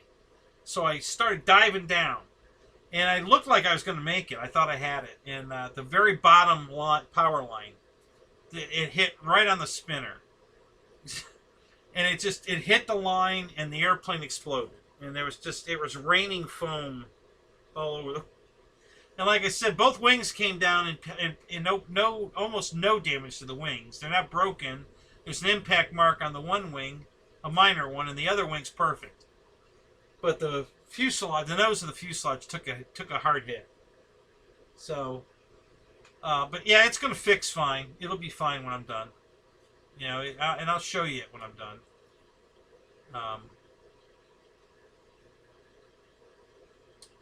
But yeah, it was.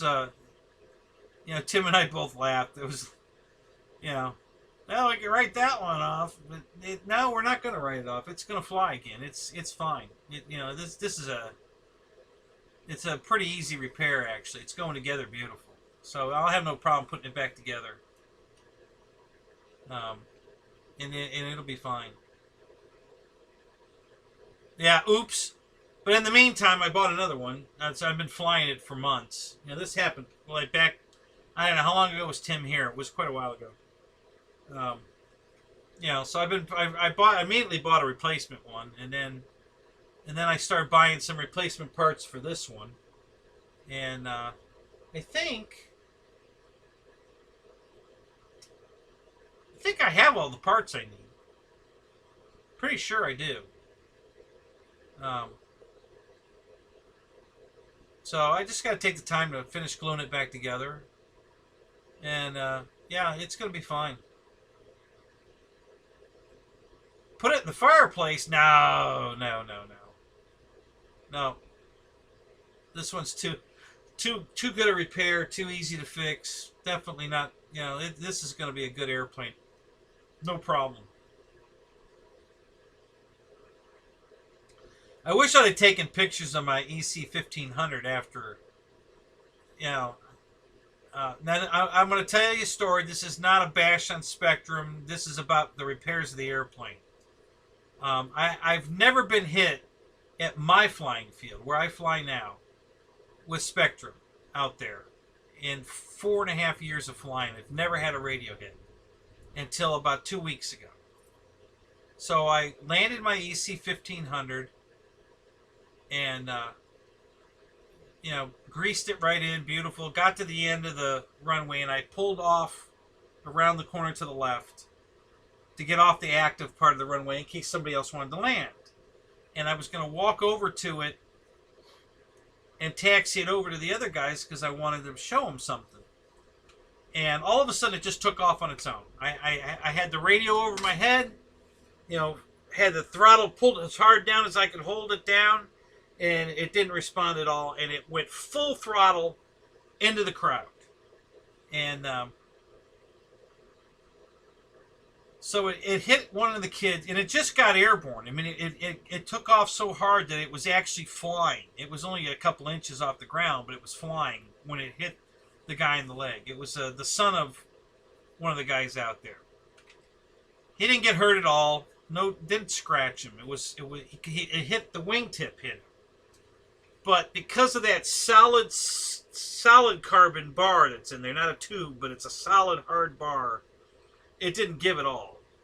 So it literally, it would be like you put the plane between your legs to hold the fuselage and took the wings and just did that with them. And it just ripped them off the airplane. It took the whole top part into 3 pieces and twisted it off the top of the airplane. So now the airplane was a convertible. Because the whole top of the plane was missing. And all the foam pieces were stuck through the carbon fiber rod. So they were there, just not attached to the airplane anymore. So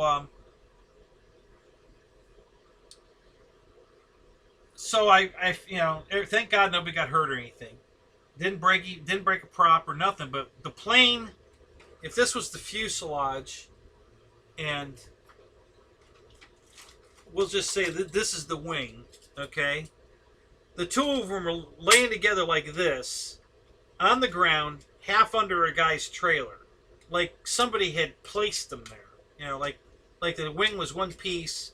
You took it off the airplane, put it next to the fuselage, and shoved it under the trailer. That's what it looked like when I got over there.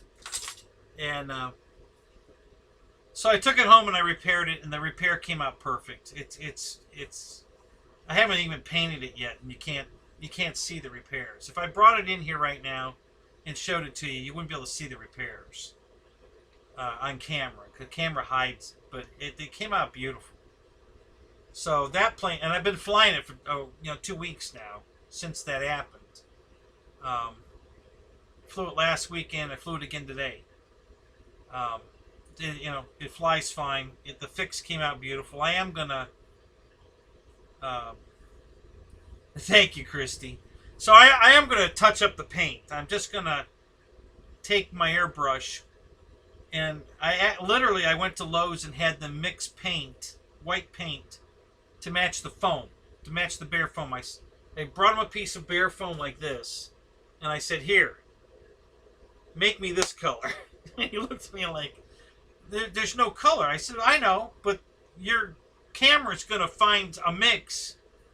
So he did, and it matches perfect. So when I paint anything with that foam colored white paint on the foam, it disappears. You can't see it. So I'm going to airbrush just the damaged areas where you can't feel anything. It's perfectly smooth, but you can see some of the spots where the crack is. And if I airbrush just the areas that are damaged, it'll blend right into the bare foam, and it'll be completely invisible to see. So that's what I'm going to do with that. But in the meantime, I've been flying the plane, and if it flies fine, there was no damage to the wings at all. Where it hit him on the leg, there's a little smudge mark, but it didn't damage the wings at all. Just the fuselage, and it was just the top of the fuselage where the wings bolt on. So, no, I have no idea, George. And people ask me that all the time. You know what? The only thing I can think of is that somebody had a radio out there that my radio didn't like, and it took over for that millisecond. Because it only took. It probably took less than a second, but we'll just say it took 2 seconds. But for it to go full throttle and hit the kid in the leg was probably less than a second. It only had to go maybe 50 feet, maybe. That's how close. But yeah, I have no idea why it did that. And it hasn't done it since. I've got about 6 or 8 flights on it now since that happened, and it never did it before. None of my planes have done it. I've never had a glitch at the flying field. That field. I have glitches at every other field, but my own field, the new own field, my old field, I got glitches all the time. But yeah, that's the first time I had a radio hit on Spectrum at that field. And uh, thank God nobody got hurt. But the repair came out perfect, and you can't feel a thing. It's perfectly smooth. And I used all epoxy to glue it all back together in pieces, a little at a time. Got it all lined up, and then I just put some wall spackle. You know, my fast and final DAP wall spackle. I put a quick coat on it one day and let it dry, and then I sanded it smooth. And there were still some areas where there were low spots and stuff, and then I put a second coat on and sanded it smooth, and that's the way it's sitting right now, and it's near perfect. It's close enough. I'm not gonna make it any closer than that. There's more foam damage, hanger rash on it now than my repair area. So my repair area looks way better than the rest of the airplane. So, and the plane looks good. It's not in bad shape at all. But yeah, the repair came out beautiful. So I can't wait to paint it. And it'll be undetectable that it was ever damaged. So.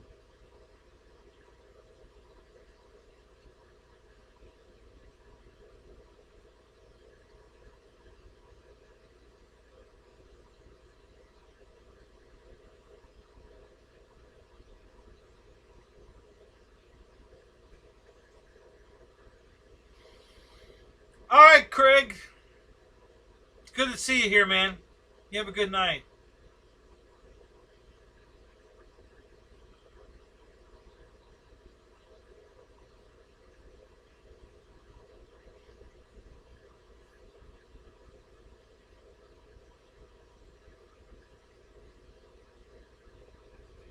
Oh, I gotta back up. Something happened to Fred. I gotta read. I missed it.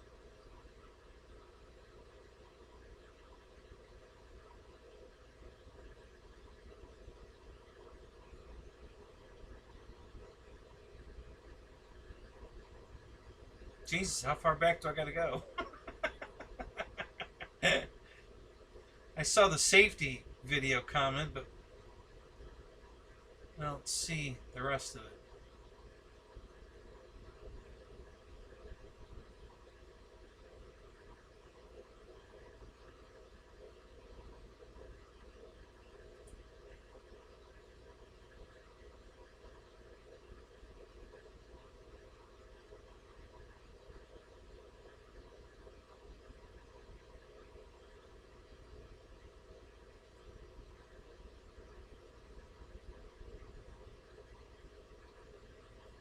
Oh, I misread that, Fred. So, holy crap, really?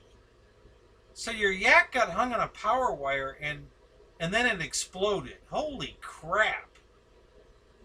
Man, do you have that on video by any chance? Wow, that would be cool as shit to see. Damn. I mean, not, you know. You've got more of those planes, right, Fred? You were one of the ones we were talking about that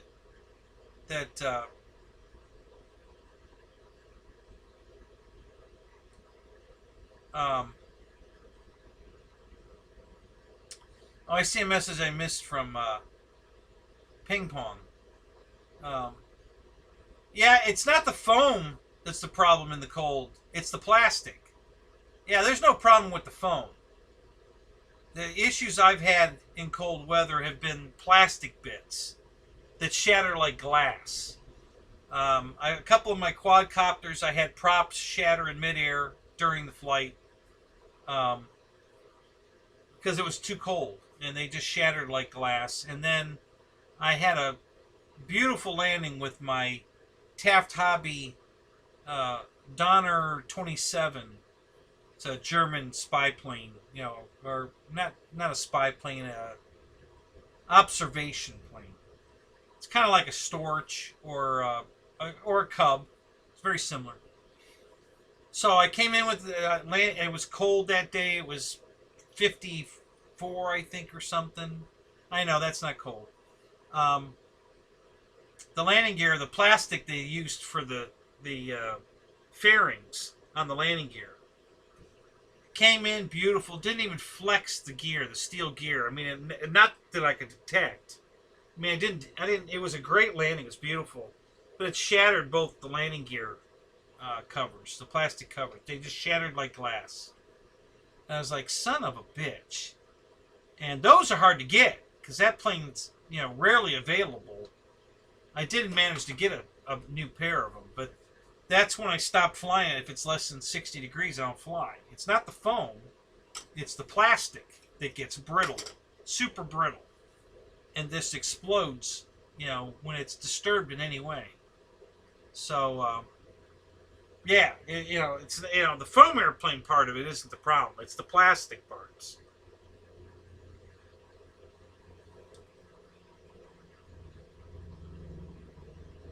I was surprised enough when a propeller shattered in midair, and more than once. I've had several of those. But when that landing gear broke on that landing, I was like, what? Because it was a good landing, and yet it still shattered the landing gear on it.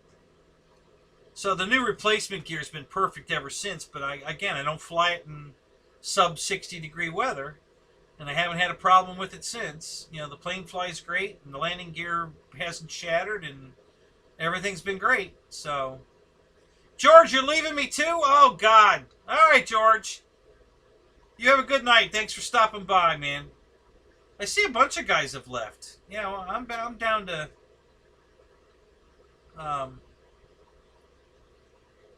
22 people. So I missed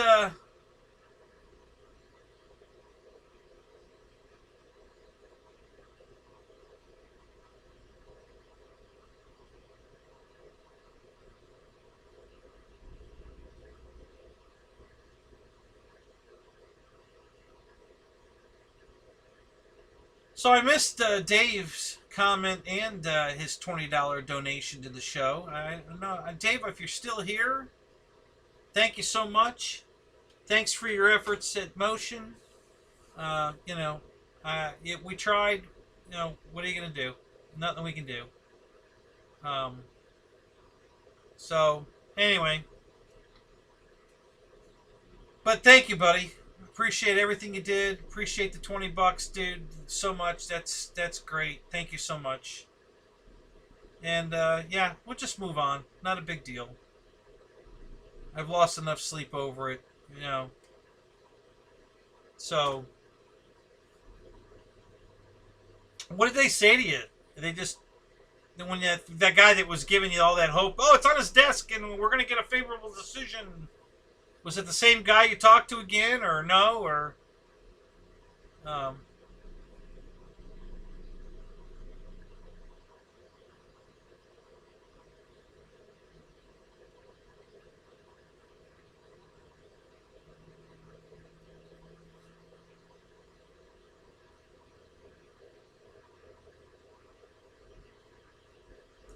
Well, James, somebody sent him a 10 questionnaire question thing about, you know, what were the conditions of the day we were flying, what were the conditions of the weather and all that, and did I have witnesses, and I had to fill all this stuff out. Somebody sent that to Dave. I don't know who, but somebody did. So I filled it all out, put down the names of my witnesses. Nobody ever called my witnesses. I don't know why. But yeah, that's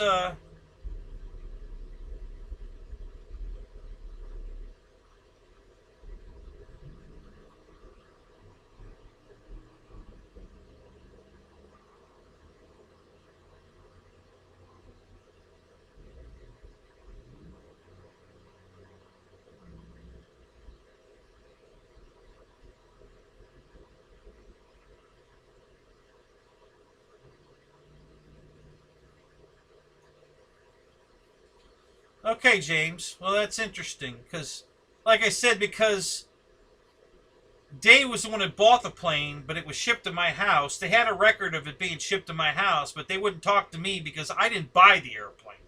So that's when Dave got involved. So, and then Dave sent me the questionnaire, and I answered all the questions and sent it back to him. So that's all I know, James. That was how this went down. You saw where I filed a claim, but they wouldn't talk to me because I didn't buy the plane. They shipped it to me, because he asked me, well, you didn't, he said you didn't buy the plane. I said, okay, well, do you have a record of shipping me the plane? And he said, yeah. And I said, well, okay, well, there you go. But you didn't buy the plane. Okay, I didn't buy it. You're right, I didn't buy it.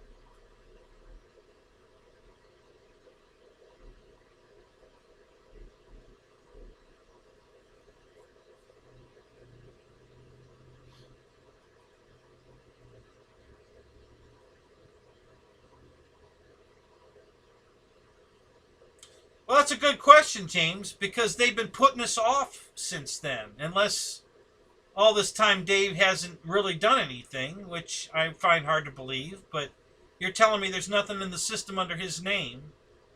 So, I don't know. All I know is what I've been told. And Dave's been telling me all along that we're still waiting for them to review it.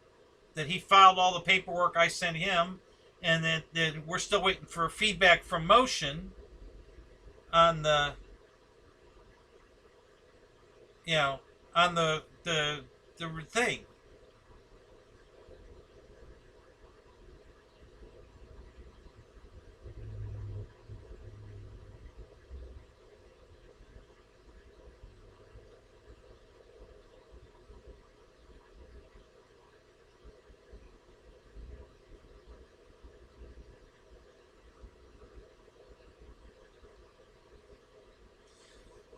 John, you're here early. Good to see you, John.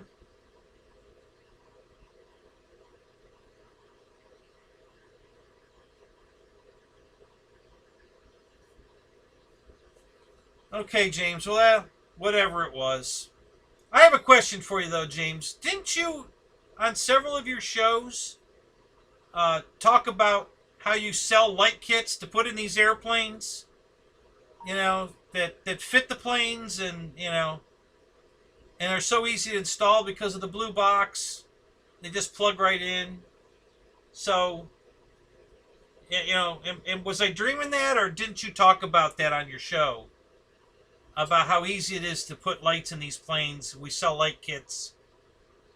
And, I don't know. I could have sworn I'd seen you on a couple of different shows talk about how you can easily put lights in these planes. You guys sell light kits for these planes.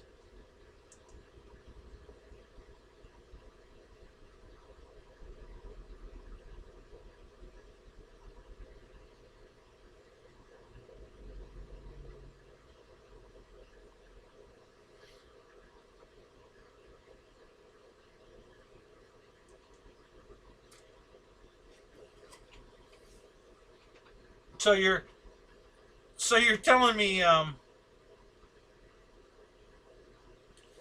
you're telling me you're advertising light kits to put in airplanes, but if we do that, we void our warranty by doing it. Is that how it goes?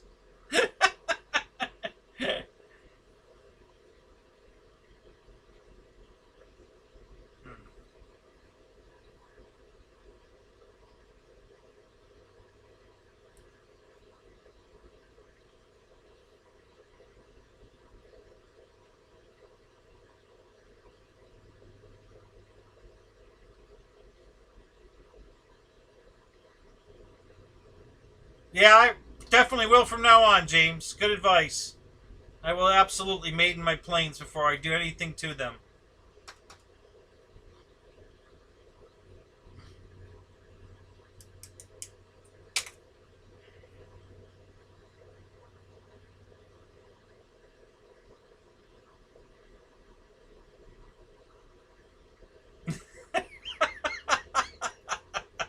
Right, Ray.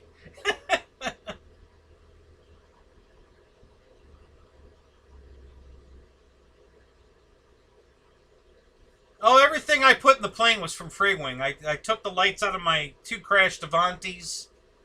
That's what I used, I think. And the nose gear light was off of an F-22. So yeah, they were all Freewing lights. So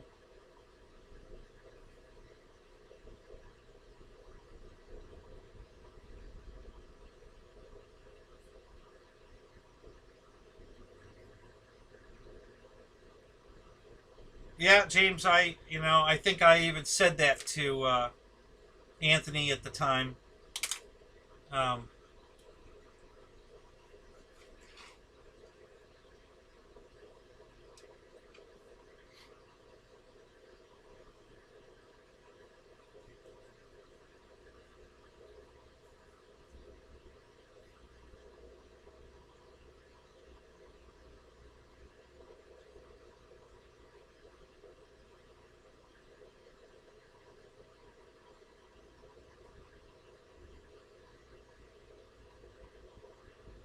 right, James, I did. You know, I said that, maybe I said it. Maybe I overpowered it when I put all those lights in it. I don't know. You know, I just described what happened, and you know, so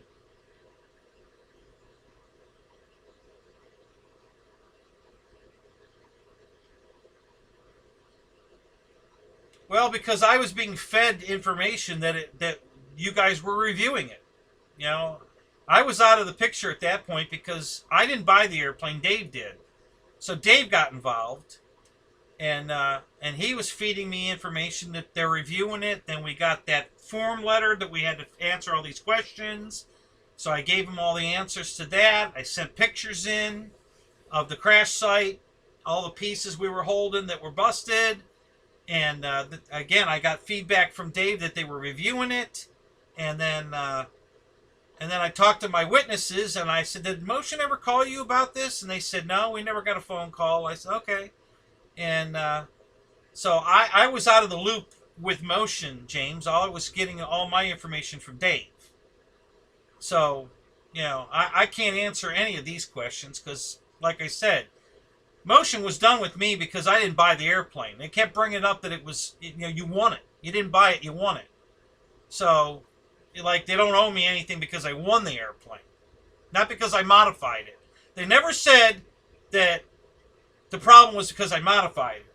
They just kept telling me the reason they're not going to do anything is because I didn't buy it. So that's when Dave got involved because he bought it. So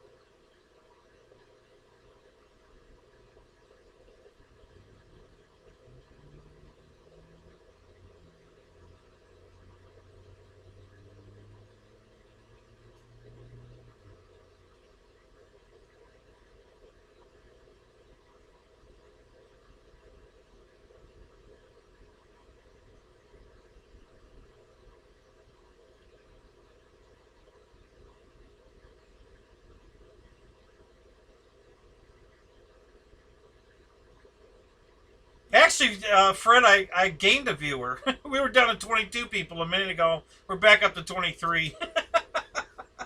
But I get what you're saying. You know,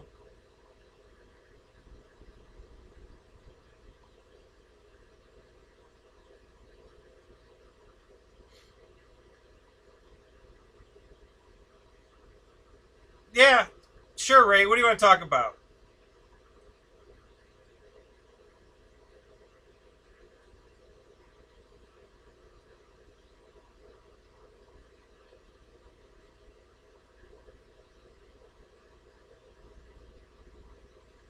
It's past your bedtime.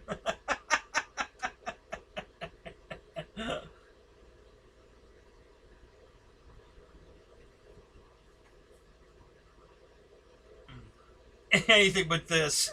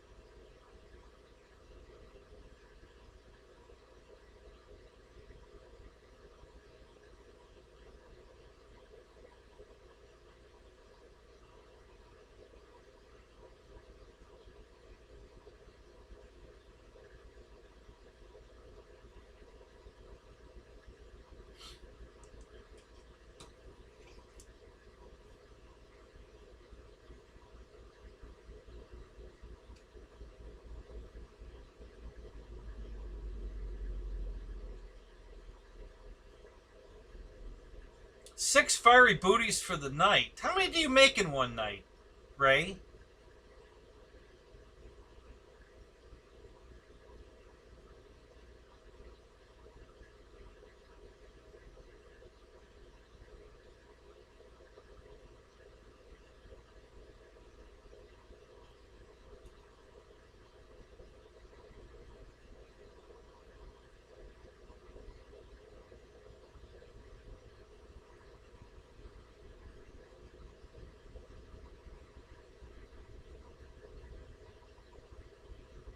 Six to nine a night. Wow. That's great, man. You're a busy boy. That's good. Good for you, man.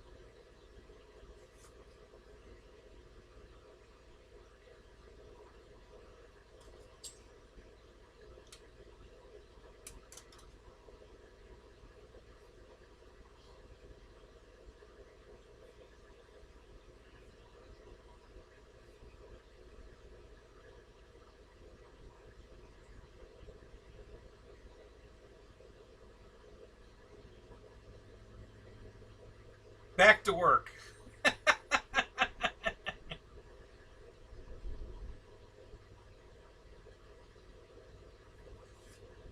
So, Lee, are you still in here?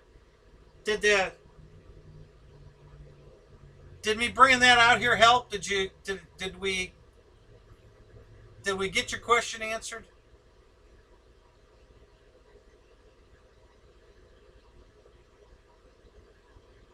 Yeah, exactly. It's getting in the 40s here too. So we're not going to do this all night tonight for sure. Yeah, it's 49.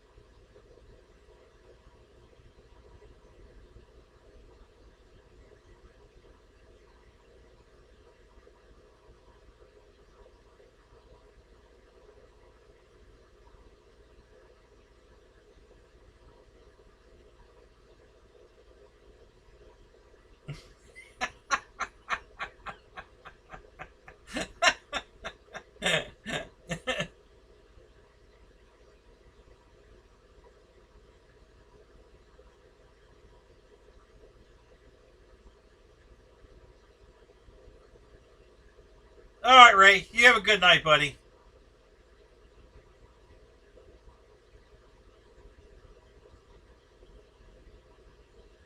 This stops yours, Jeff. All right, Jeff. We'll catch you later, buddy.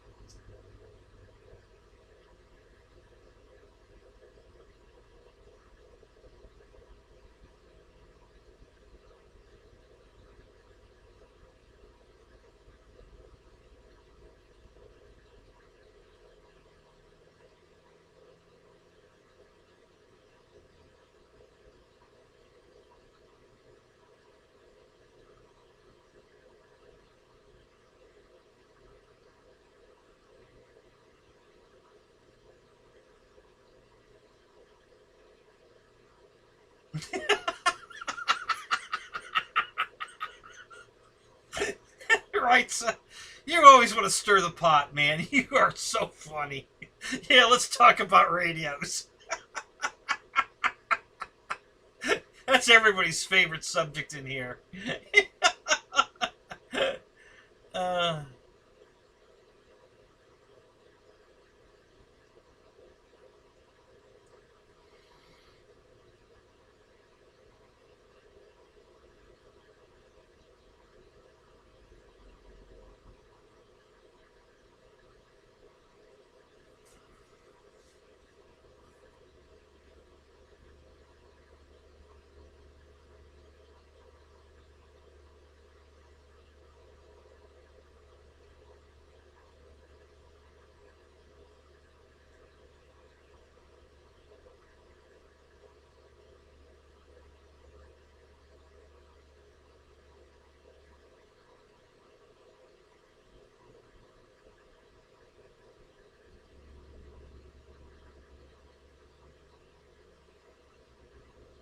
yeah, Paul, I think you're right. I think I'm going to get right on that tomorrow. That's great advice. I think I'm going to get right on that. Yep. Yeah. Some trees, some trash. Yeah. Some Hillary Clinton emails.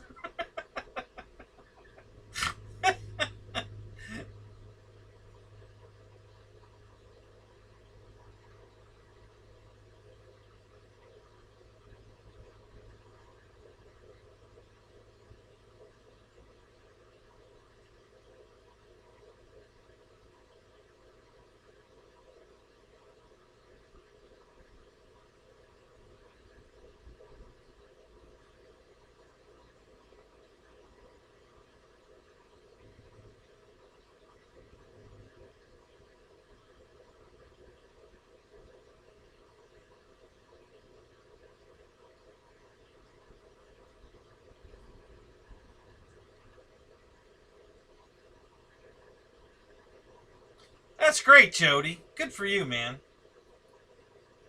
Yeah, I was looking at those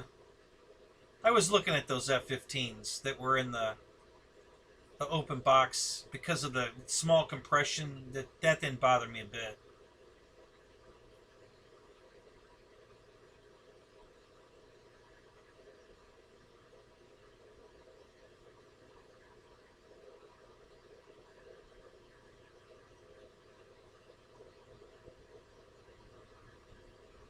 All right, Lee. I was just curious about, you know, when I brought the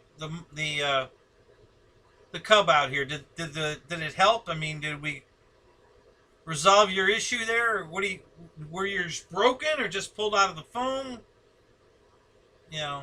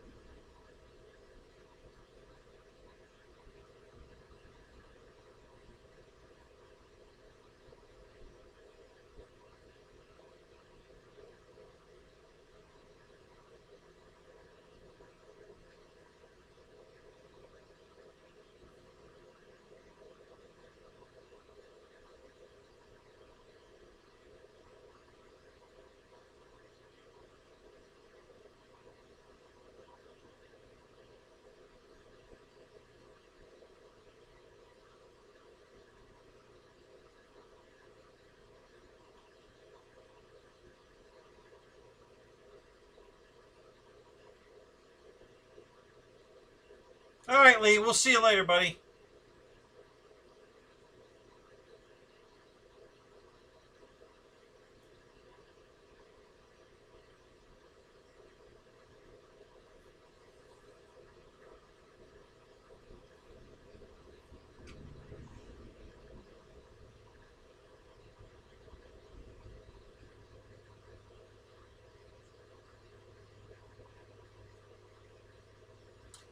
No, Fred. I actually lost the job, so I'm back to unemployed.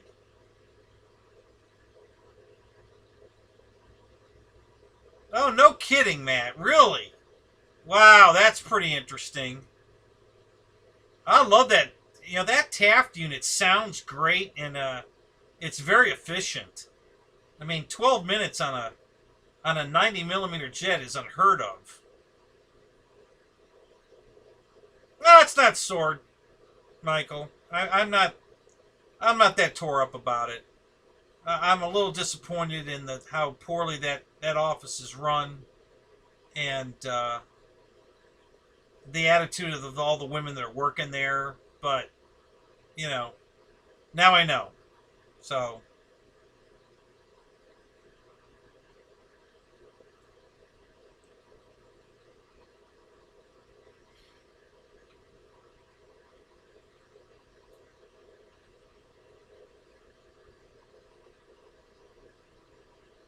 Michael Lane, welcome to the show, buddy. Have you been here before? I don't recognize the name.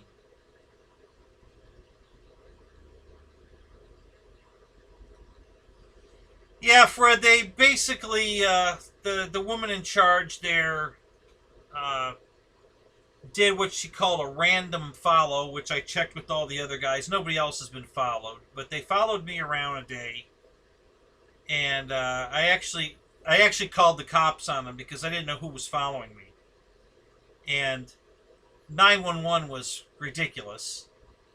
Um, so and then I just went back and confronted him and found out it was my boss, and I told her, well, I called 911. They're sending a car. And she kind of laughed and said, you didn't really? I said, no, I did. Yeah, I really did. Because I had no idea who was following me.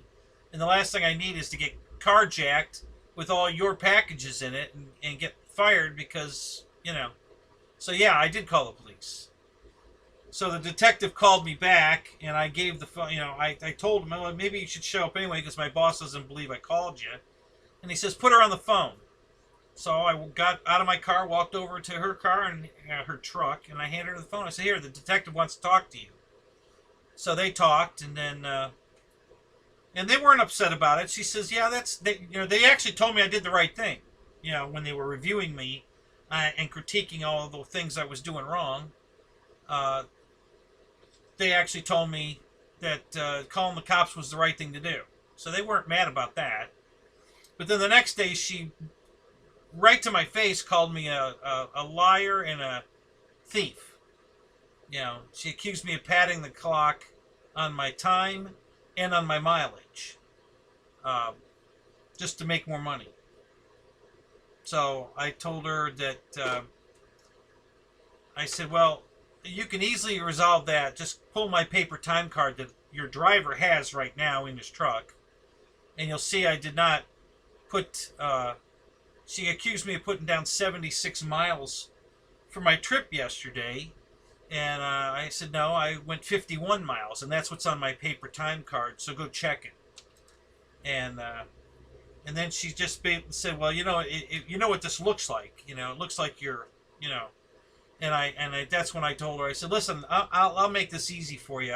I'll finish my work today. I will do my job. I will finish my work today, which was last Friday, and I'm done. You know, let's just agree to disagree and move on.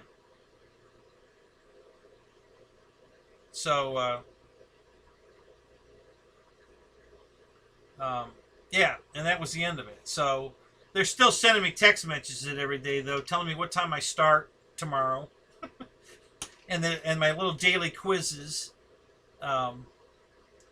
and all that. So I don't know. I guess they still think I work there. I don't know, but yeah. So she either blatantly lied to me about the whole thing, or their system is so screwed up that either somebody's hand keying in what's on my paper time card into the system and keyed it in wrong. I don't know. But, you know, instead of looking into any of that, she just blatantly accused me of being a thief and a liar. And I don't want to work for anybody that bad, so that's when I just said, you know, let's just call it good, you know, a day and be done with it. So I'm a man of my word. I did my work. I finished my route Friday, and turned in my paper time card again and my phone, and that was it. So we'll just wait for the next chapter of my life. It's a shame too. I really wanted to work there. I mean, I've been wanting to work at UPS for a long time, and now that I've seen how the operation works, I'm not impressed. Yeah, I'm a troublemaker. Absolutely. Yep. I go to work, I do my job, and yeah. I don't know.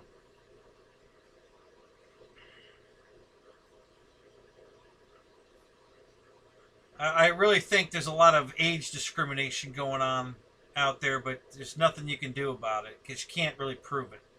And if you call an attorney about it, they don't even want to talk to you about it. You know, so apparently that's one of those laws on the book that are unenforceable. You know, especially in Florida, because it's a right to work state. You know, she didn't have to make up all this crap if she didn't want me to work there. She could have just fired me. You can fire somebody in Florida for any reason. You don't have to have a reason. As long as it's not over, you know, sex or religion, you pretty much could fire somebody for anything. You don't like the color shirt they're wearing, you're fired. I mean, you don't have to have a reason. So why they would go to the trouble of making up all this crap, I don't know. It doesn't make any sense.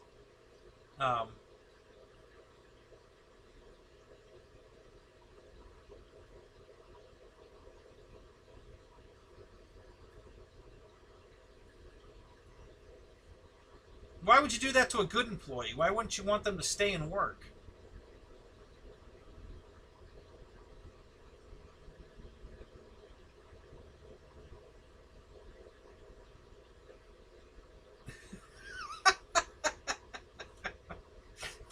Right, so.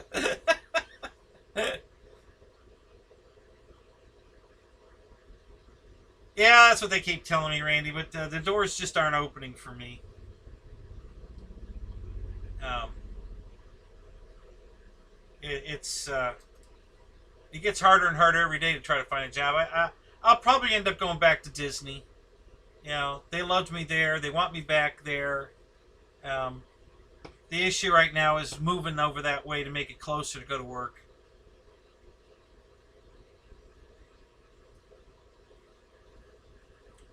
Well, if she really wants to prove that she's right, Ryan, all she has to do is pull my paper time card. It's that simple. That'll show she's absolutely wrong. So, if she really wants to know the truth, it's that simple. The driver has it in his truck. All she had to do is, go hunt him down or wait till he brought it to the office and look at it. And that'll answer all her questions. So, I don't want to work for someone that either is that incompetent at her job or is lying about what she's doing to me for whatever reason.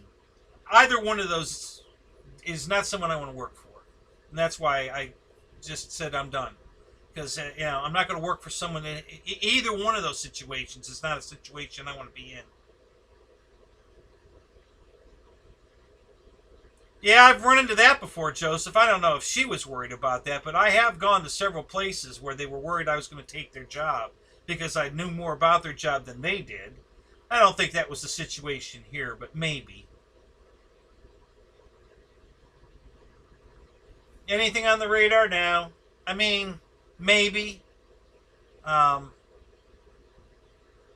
I haven't gone and checked with them yet because I'm not going to go do anything else until the garage is built. I got to finish digging the footer and getting the garage up, and then I'll go look for a job. There is a place down the road that does custom upholstery work, and I know how to sew. So he's been into AutoZone a couple of times when I worked there, asking if they knew of anybody that, can sew because they need someone to make boat seats and stuff like that. So I'm going to go down there and check that out after I get the garage built.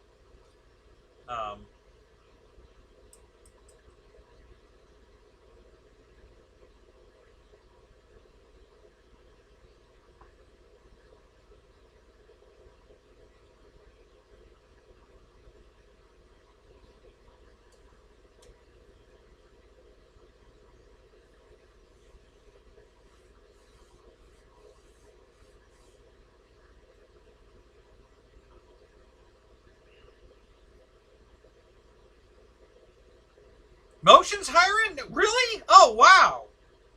I'll have to give them a call.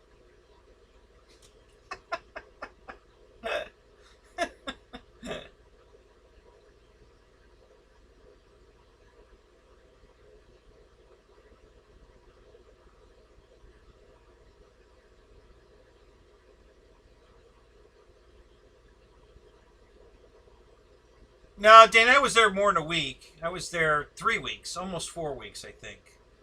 Um, but they didn't train us well at all. There were several issues that were absolutely training issues.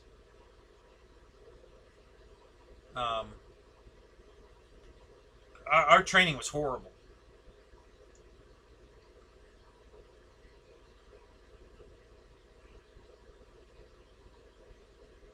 I know, Ryan. Yeah, I know you're being funny. Don't worry. No big deal.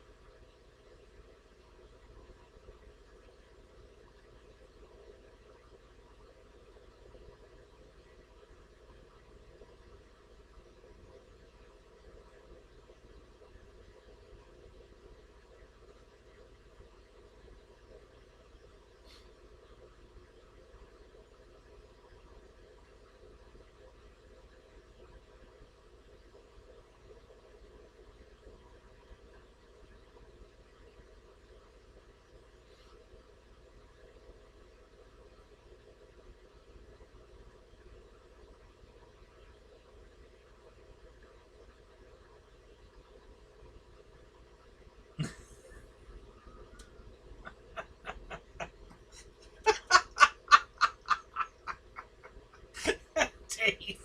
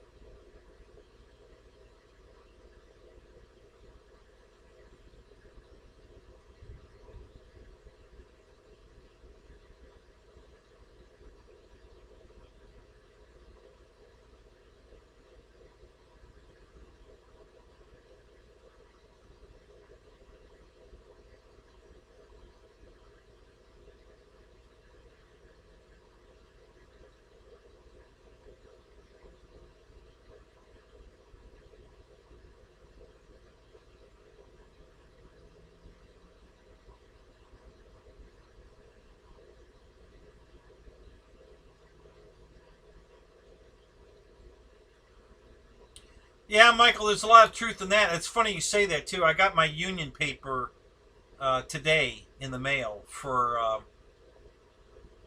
don't know, I haven't opened it yet, but I guess it's for me to sign up, you know, join the union. So, I was going to do that. I was going to go ahead and join the union and then file a grievance.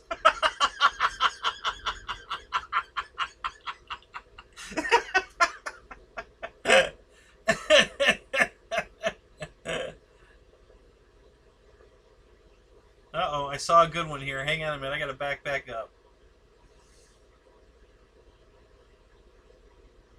So, Ron Hip, welcome to the show, buddy.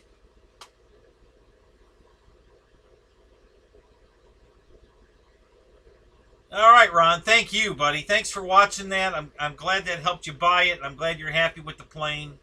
That's the thanks I need to hear, man. That's all I ever want is some good feedback like that. So thank you, Ron.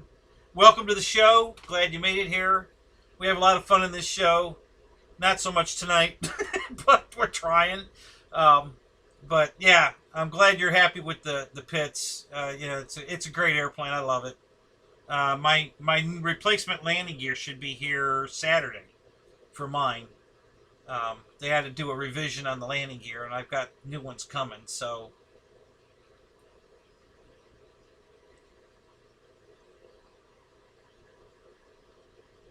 yeah, that's a good one, Dana.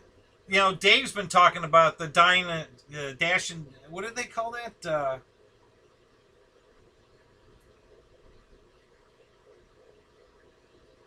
I don't know. Yeah, but Dave's been doing some food delivery stuff. He says that, you know, he makes pretty good money at it. So yeah, I've been just thinking about that. My problem was with like Lyft and um, Uber has been they want me to have a newer car. My cars are all too old, even though they're in better shape than most of these guys out there picking up people in their newer cars. They won't accept my older cars. So, but I don't think they're going to care about food. You know, so I probably can get in delivering food because they I'm sure they're not going to care how old my car is for that. So I might look into that. You know, it may be a good idea.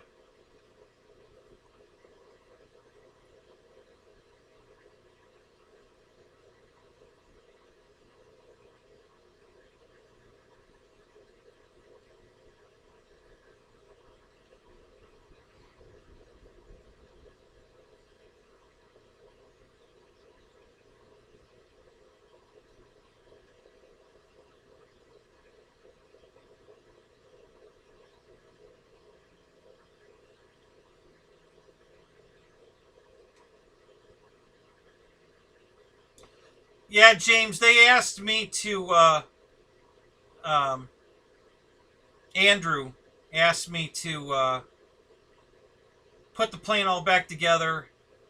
I did. Nothing powers up. You know, and it's sitting right here. I put it all back together the best I could, and it nothing powers up. Um, so my guess is the servos individually. I didn't test the servos individually on a servo tester, but I would guess they work. But I put the whole plane back together because that's what he told me to do, and see what happens. And I did, and the plane won't power up.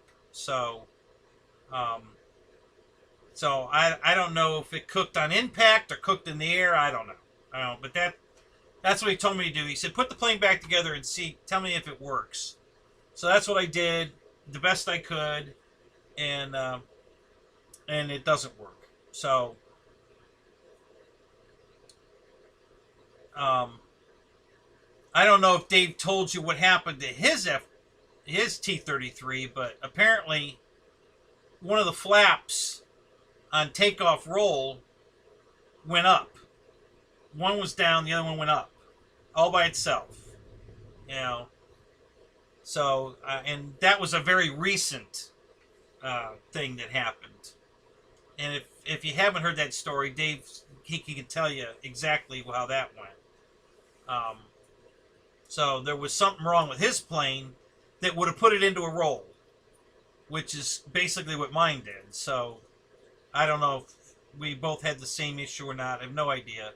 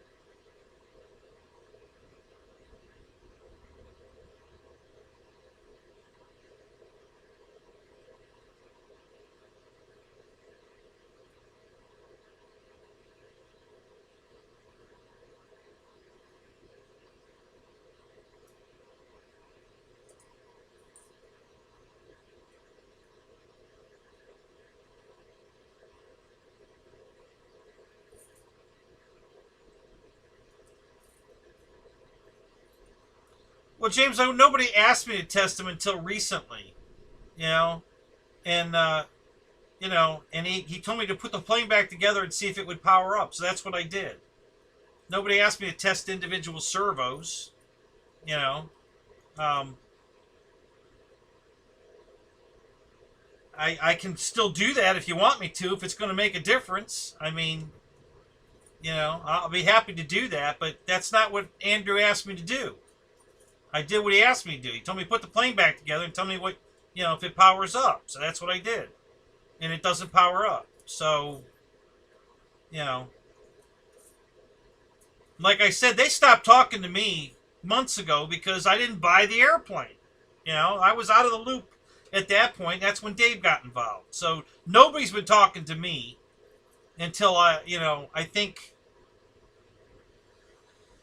I don't know, at some point I had to call Andrew, and that's when he asked me to power the plane up. So I did. So I got it all out. It's still laying right here, and I put it all back together, and nothing worked. So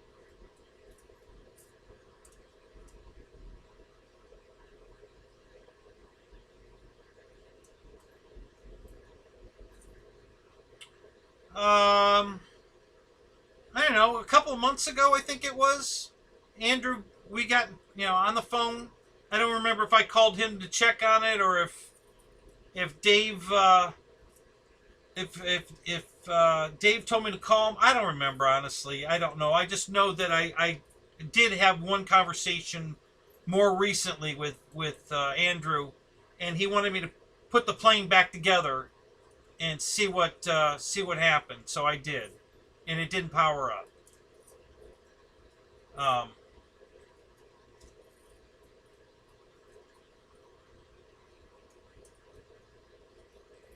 I haven't been talking about it, James. I don't know what, you know.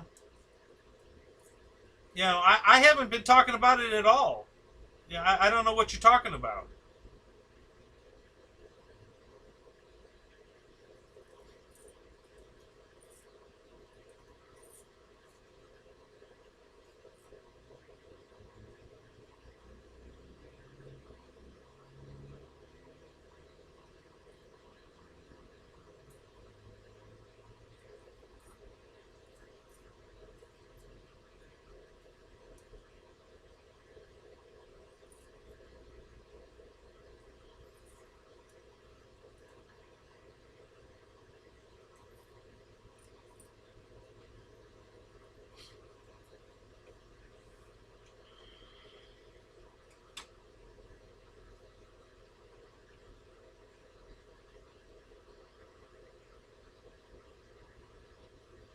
No, I've been talking about my T-33, James. I've been talking about other issues I've had with motion.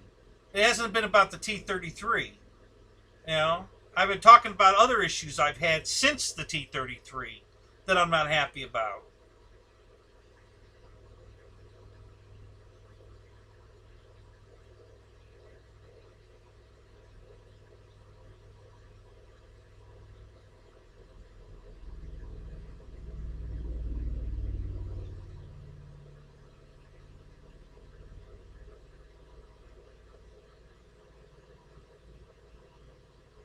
All right, James, we're not going to talk about that tonight. If you want me to call you tomorrow or email tomorrow, I'll be happy to do that, and I'll get into it with you there. But we're not going to do it on my show. All right, this isn't the place for it. We've spent enough time on this tonight. Okay, so if you're really interested and you really want to know, I'll be happy to talk to you tomorrow about it, either on the phone or in email, however you want to do it. Be happy to talk to you, but we're not going to do it on this show tonight. That's not what these guys are here for, and we've spent enough time on this. But if you really want to know, I'll be happy to talk to you tomorrow.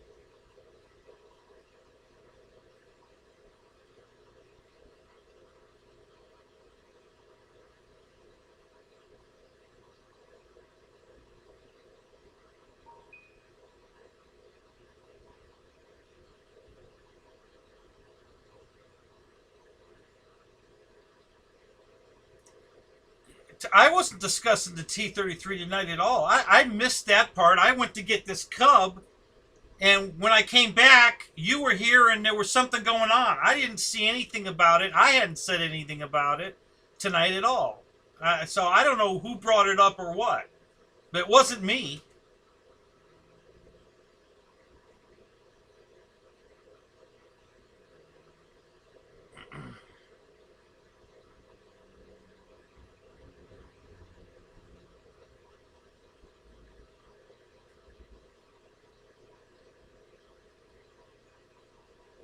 You only commented because I brought it up.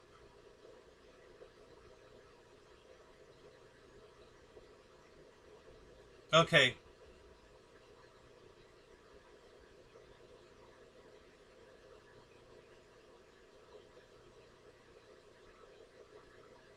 I don't know who brought it up, James, but it certainly wasn't me. The last thing I wanted to talk about tonight was the T-33 issue. All right? I rolled back and saw Dave was here and you were here and saw something about the T-33, and that's when I got involved. I hadn't talked about it at all. You just happened to come into the show when I walked away. Okay? I went to get this cub because one of the guys in here broke his cub, and we were going to discuss how to fix it. So I did not bring up the T-33 at all. I don't need to rewind the show. I know what I was talking about. Yeah, how about those midget strippers? Yep.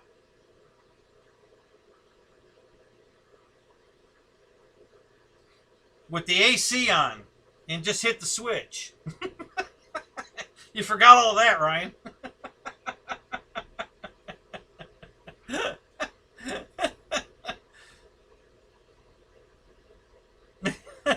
and coconut oil nonetheless. Yep.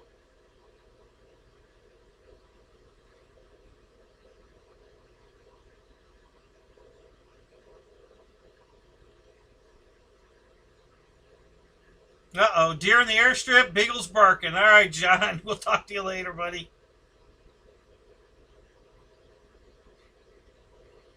Mike Keller. There he is. Haven't seen you in a while, buddy. What's up?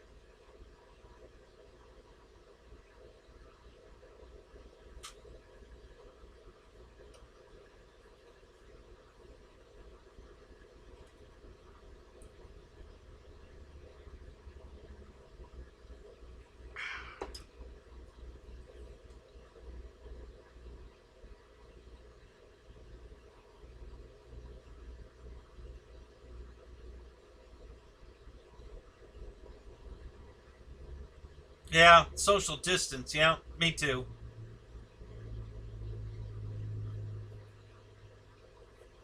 Stay home, go nowhere, go flying. That's it.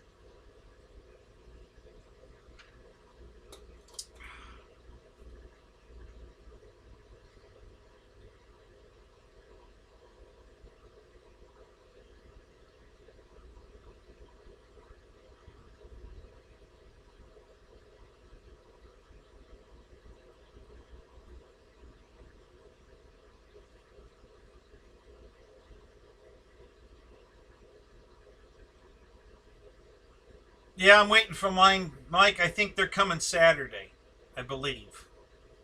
I have new gear on the way, too.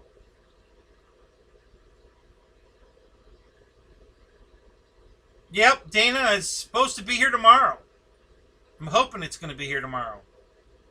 And according to the website, it said it shipped on the 8th and a 3-day priority. So I'm assuming it'll be here tomorrow. And if it does, I'll probably go live before Dave's show quickly, just to do a quick unboxing.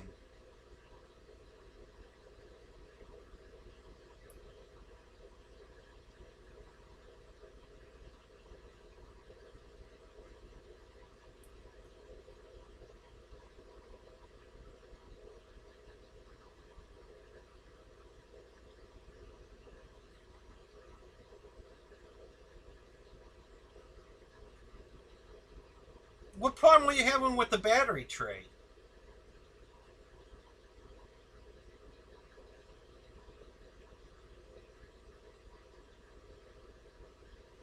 I have any problem with the battery tray.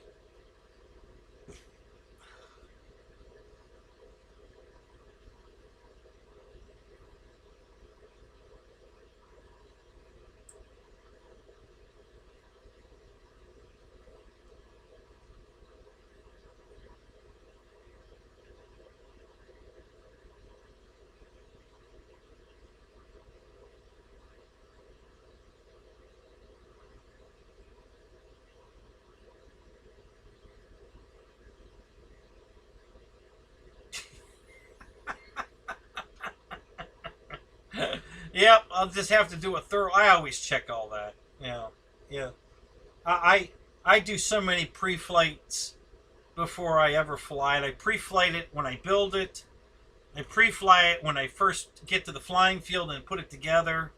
I pre-flight it at my car before I taxi out to the runway. Then I get to the runway and I pre-flight it one more time. Check all the surfaces, make sure everything's going the right way, everything's working. So yeah, I'm pre-flight crazy now, and that happened because I almost screwed up bad one day, and that really made me just stop what I'm doing and really go through the motions. I and accidentally, with the free sky, you can set the receiver to any specific frequency you want in the realm of the free sky mapping, and so you don't have to rebind it. If you've got a receiver that's bound to, say, channel 5 in the free sky system, and you want to use that receiver in another airplane, all you have to do is go in the transmitter and set that airplane to channel 5, and you don't have to rebind it. It'll automatically know the mapping, and it'll automatically hook up. You don't have to do a rebind procedure. So I accidentally had 2 planes on the same number, and so I accidentally had it on the wrong airplane, and I tried to take off my P-51, and it wouldn't take off. It kept, nosing over, and I'm like, what the hell's wrong with this thing? And then I looked down at the transmitter, and I had the wrong airplane, so it wouldn't take off. Thank God. So ever since that day, it really woke me up, and now I go through so many pre-flight checks before.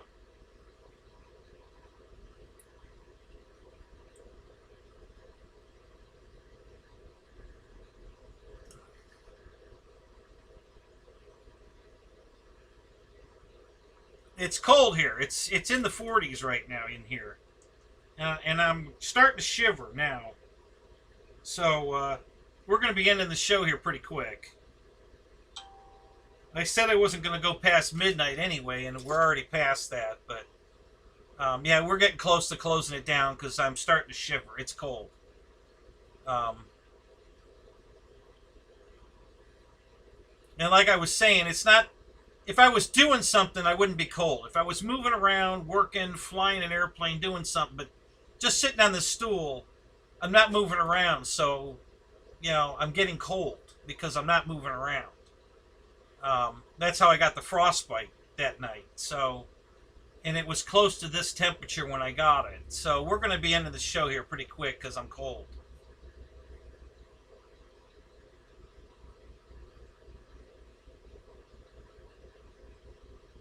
Yeah.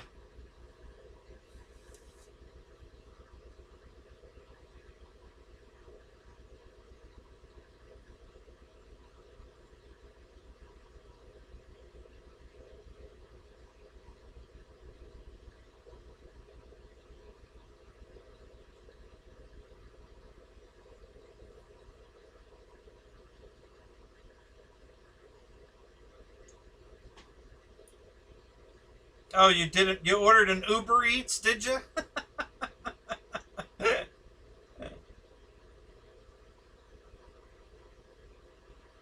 Right, Christy. It's, if you're doing something, if I'm moving around, listen, I know what cold is. And this really isn't cold. But the reason I'm cold is because I'm not doing anything. I'm just sitting here on this bar stool. So, and it's in the 40s, so it's cold. But if I was out flying an airplane or moving around, working in the yard, working on my car, it wouldn't be cold. I'd be probably sweating, because I'd be working. But I'm just sitting here. So that's how I got in trouble that night, is because I was just sitting here. So.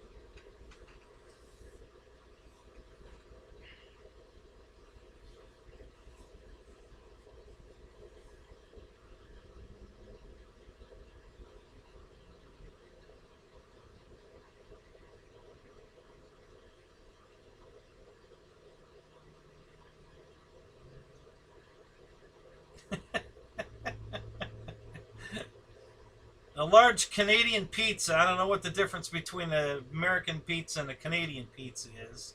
Sipping on a cola and eating Doritos. All right. That's a manly man dinner there.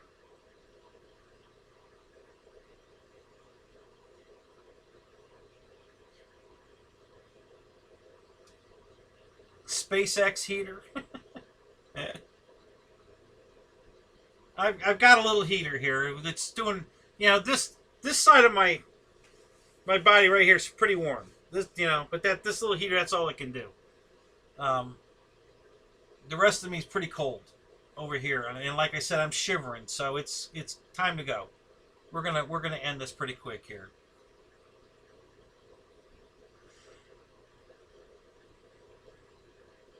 Mix us some drinks. Yeah, I wish I got some Pepsi Zero if you'd like. We can work that into the mix here.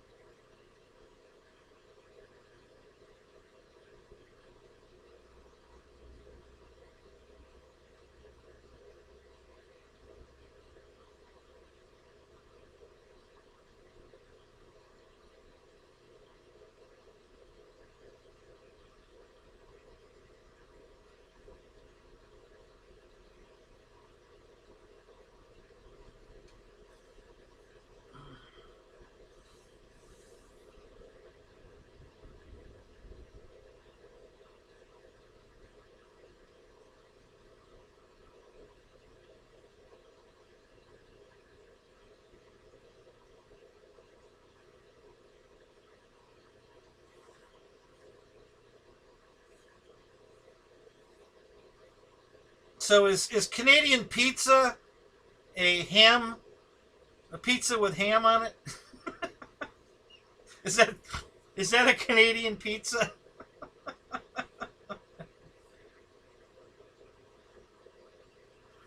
Yeah, let's warm up and talk about radios. Yeah, I think we should talk about Jumper or Radio Master or I don't know, something.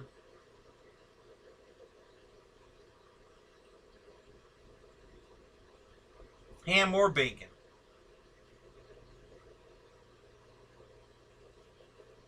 Isn't that the same thing? Canadian bacon's ham, isn't it? So you mean Canadian ham and American bacon? You want to compare? I don't know.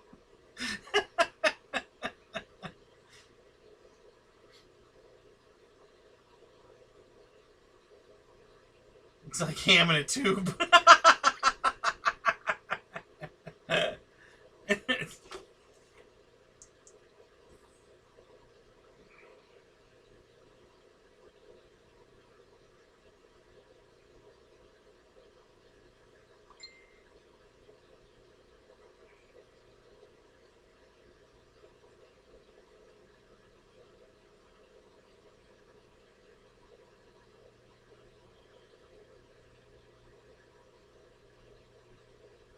A little blurry, but on the pizza, but it does look like ham on it. Is that what's on it?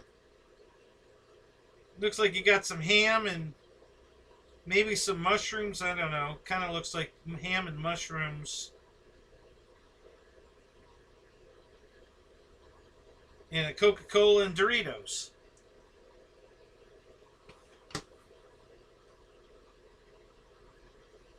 Oh, is that pineapple? Oh, okay.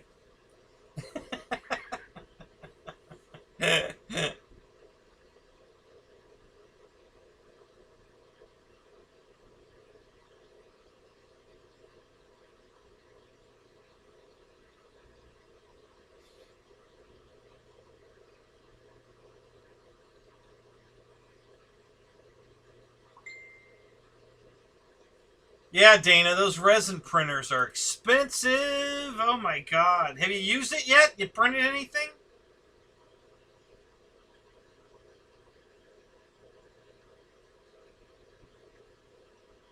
No, that's much clearer. Yeah, that's definitely mushrooms. I'm assuming that's ham with the edges fried, like, which is good. I like that. Um, yeah, it looks pretty good.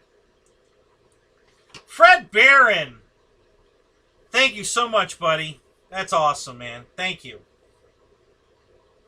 That's that helps a lot, man. Thank you so much.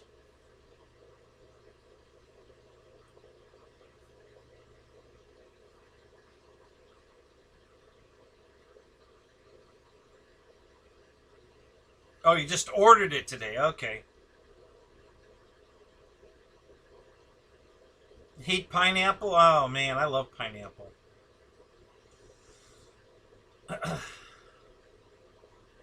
So how much is the resin? That was the point that Dana was making, is that the resin is expensive. So how much does it cost to put resin in a damn printer?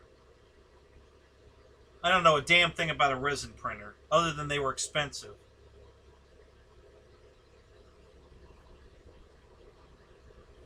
And apparently they're messy, according to RC Geek, because he has a resin printer, and he was mentioning how messy it was.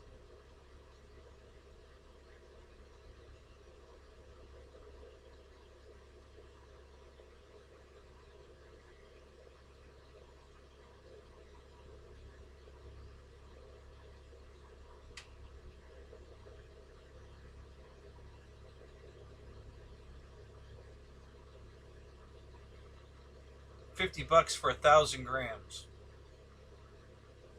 Wow.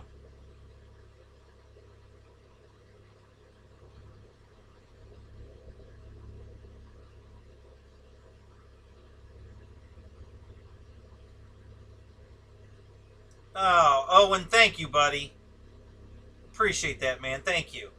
That's awesome, man. Thanks a lot, man. Pizza money? All right, man. I'll take you up on that. I'll get myself a pizza tomorrow.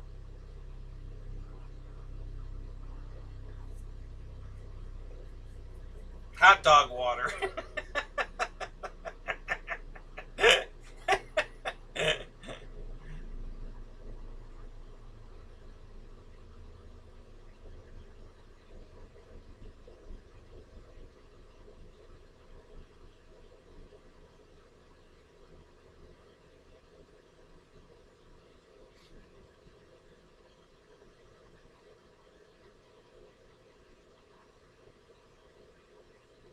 Beef with extra onions pizza. Beef?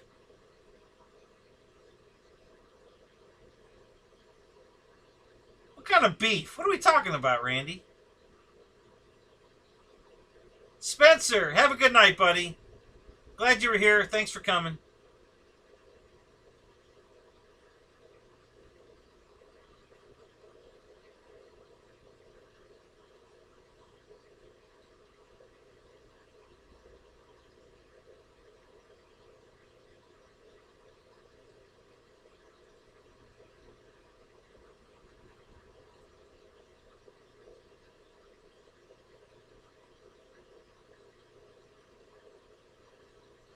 Yeah, great.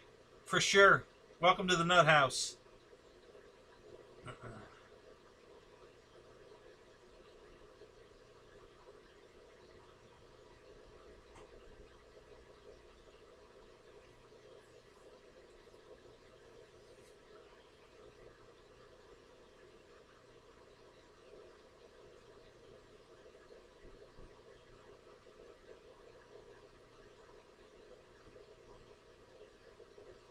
Oh, I gotcha. Spencer, you just got here. Gotcha. I thought you were here earlier. Weren't you here? Did you leave and come back?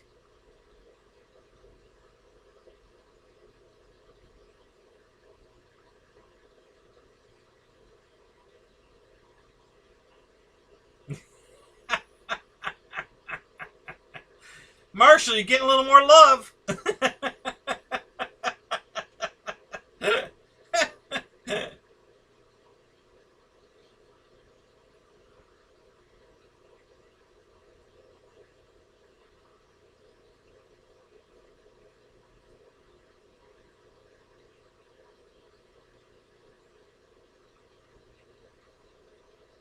Hey, take a picture of the lights, Owen. Take a picture of the lights and send them to me.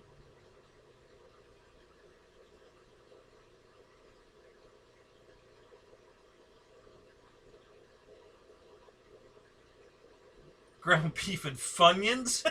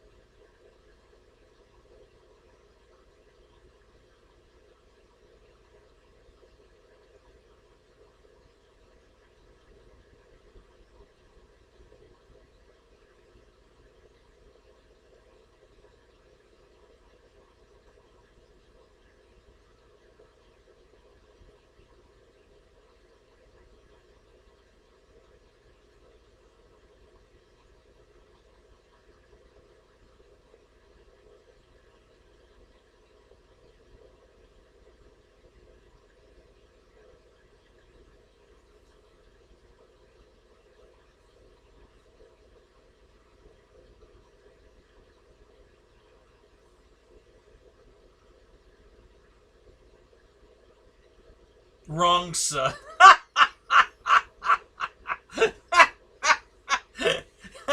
That's a good one. That's a new one we haven't tried before.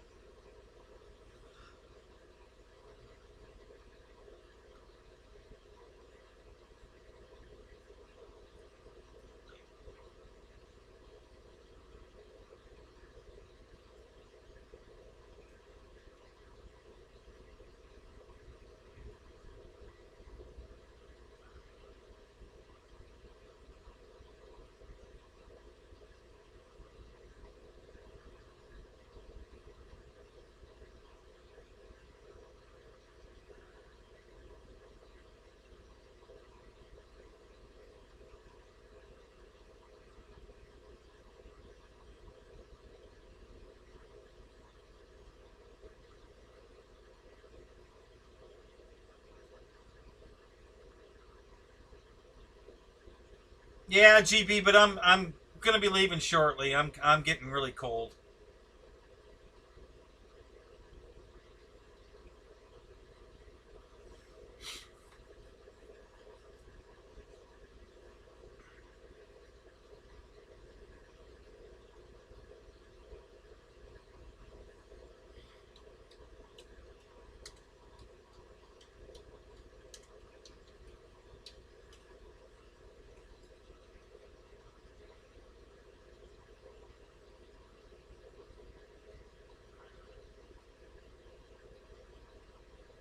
Yeah, it's 46 degrees here, guys. So,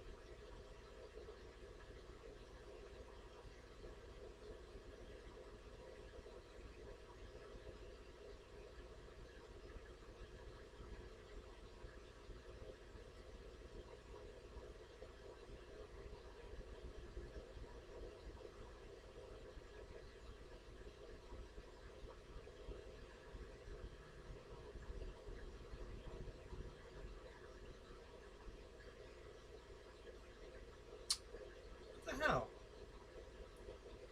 Sorry, guys, I was looking something up and got sidetracked.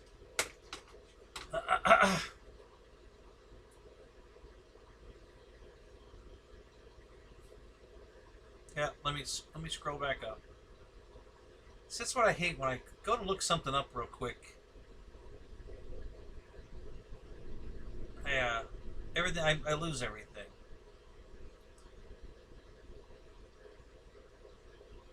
What's is the twerking gonna warm me up? Is that what you guys are trying to do?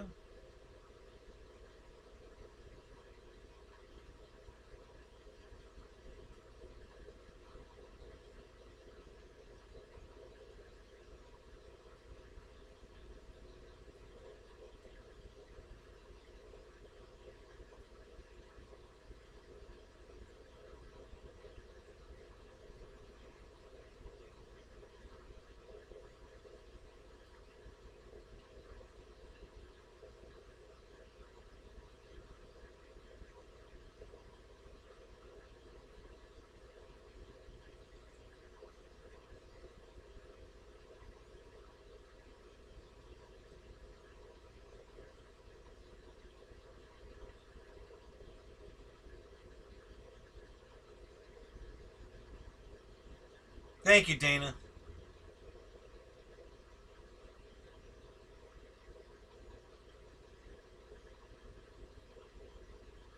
Oh, wait a minute. Where'd it go?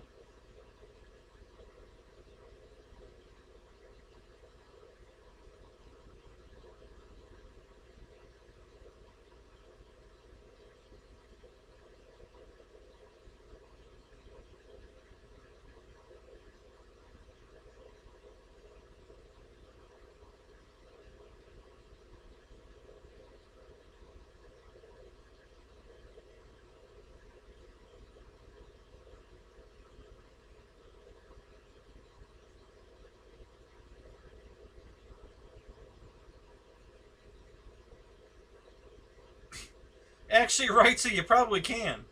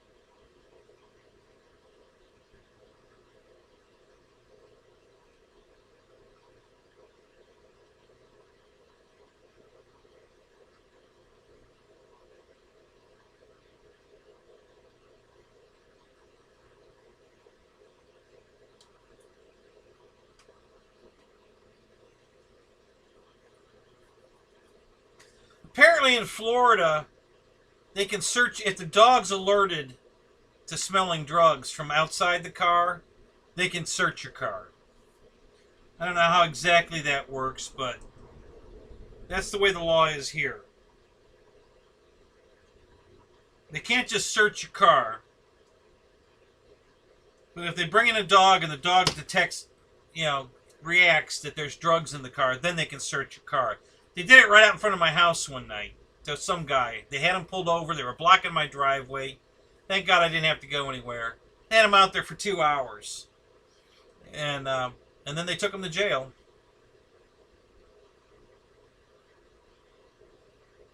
Yeah, there you go. Yeah, hide your drugs in a bag of dog food.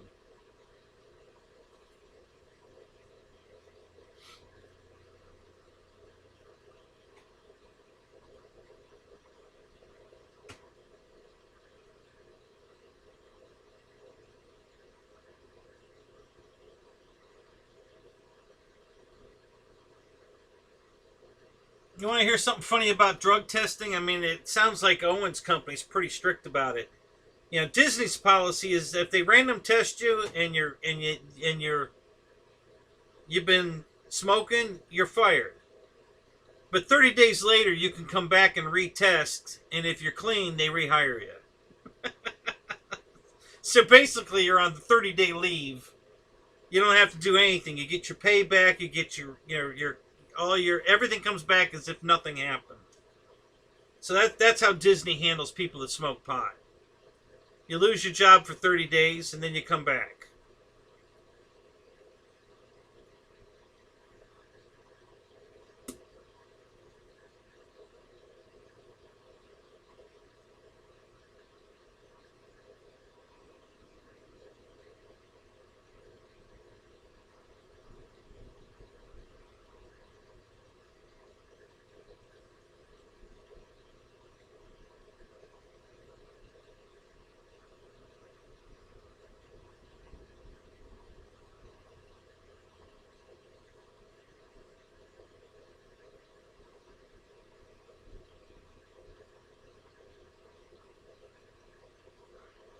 Spencer's a pothead. And damn proud of it. America.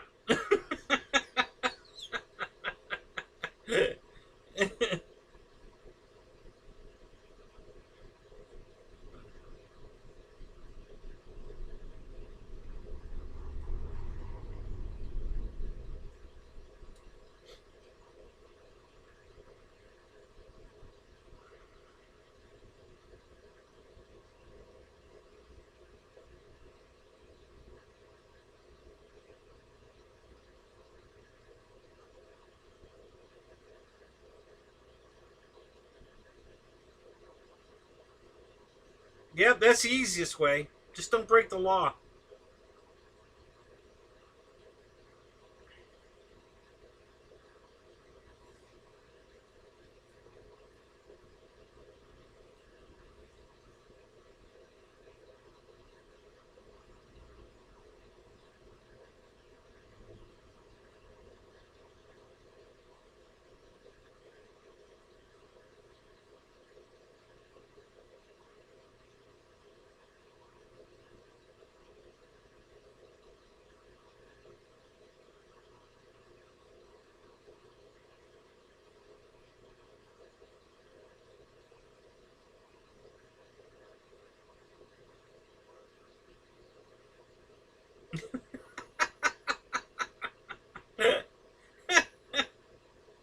Did you ever get busted, Dave?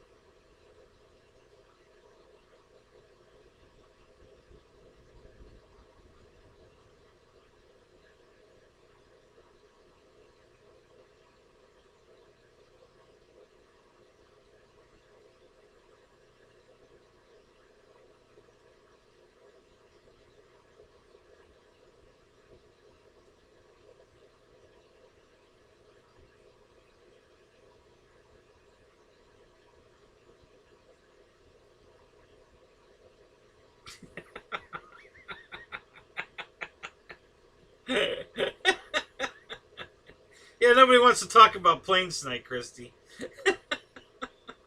I tried, but nobody's interested. Dana talked a little bit about planes.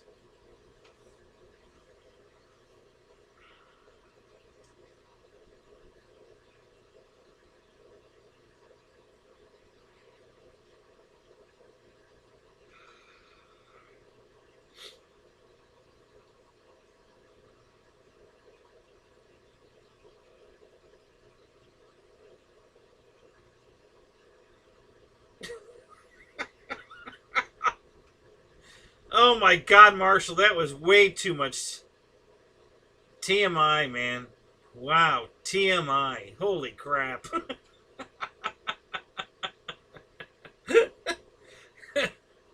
Ugh.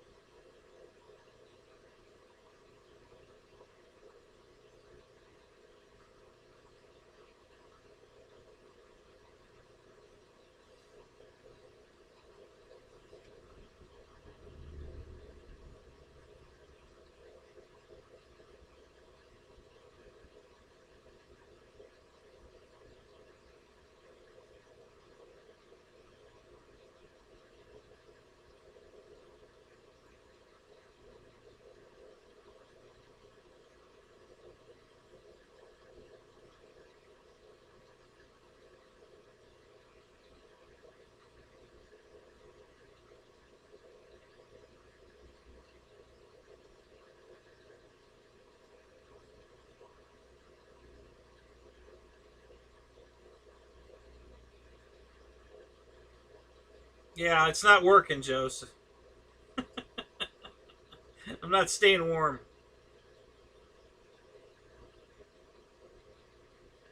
I can, Dana, but they haven't put it up yet. UPS hasn't updated their and since I work there, I know why. Um, so it's probably updated now. Um,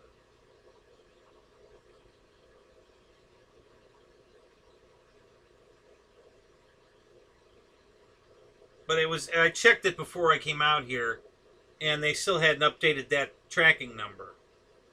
So it says it's waiting. It's in the system. It's waiting for UPS to pick it up. But I know they've picked it up. They just haven't updated the file yet. So, hell, I had a package delivered here once before they updated the file. So I never got any tracking information. It just showed up.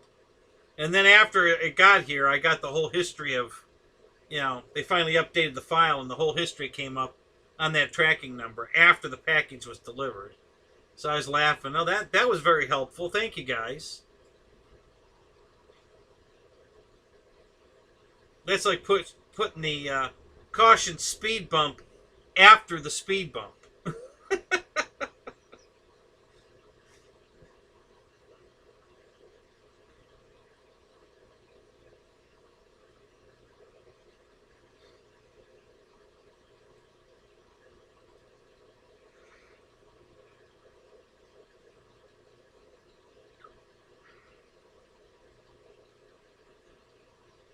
Yeah, 2 sticks would work. Yeah.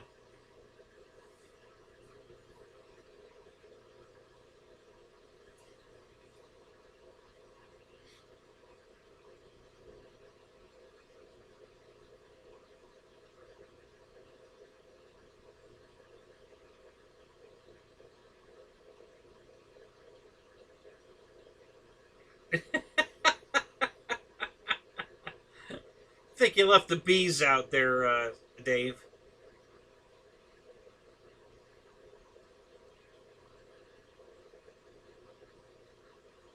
Yeah, I've got plenty of boxes I could burn. Oh, God.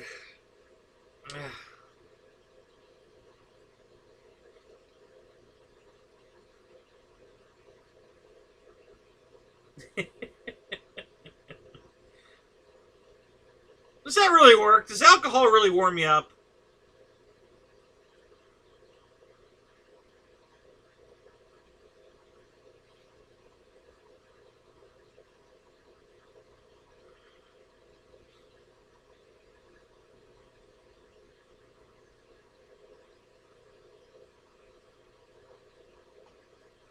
Oh, you're right there, man. My whole house is a massive fire hazard.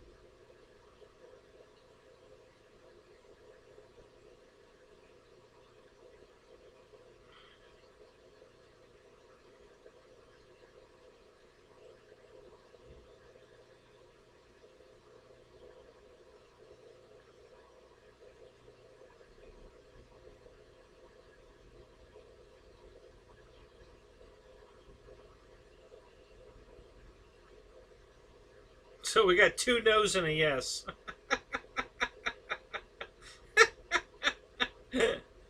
uh,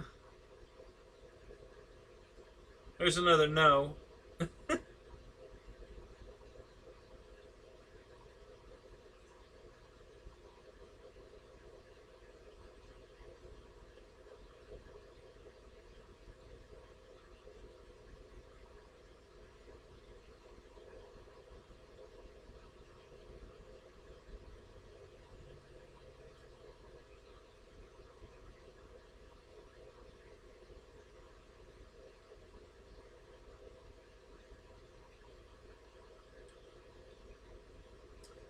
So does it really warm you up, Christy? Or do you just don't care anymore?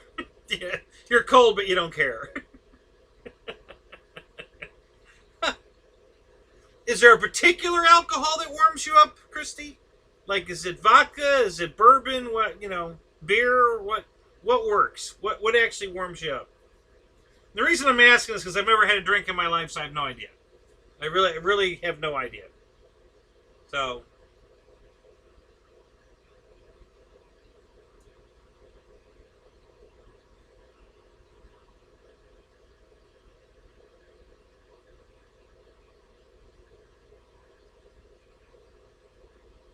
I think because it puts your throat on fire.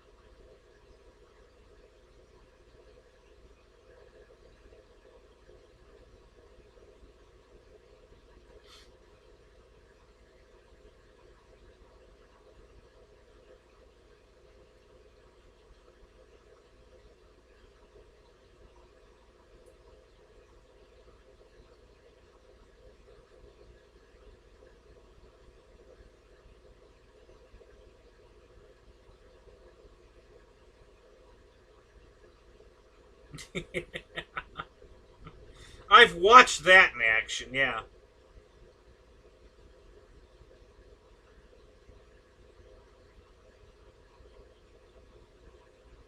The I watched a good friend of mine puke his guts out for about an hour, uh, drinking moonshine at one of our car events. Man, it was bad. I don't think it was the moonshine itself that got him. It was he was mixing a bunch of different stuff, and I guess that's a big no-no. You know, going from beer to the moonshine, and then back to I think they were drinking some whiskey, and yeah, it went bad. He was, oh my god, he looked awful.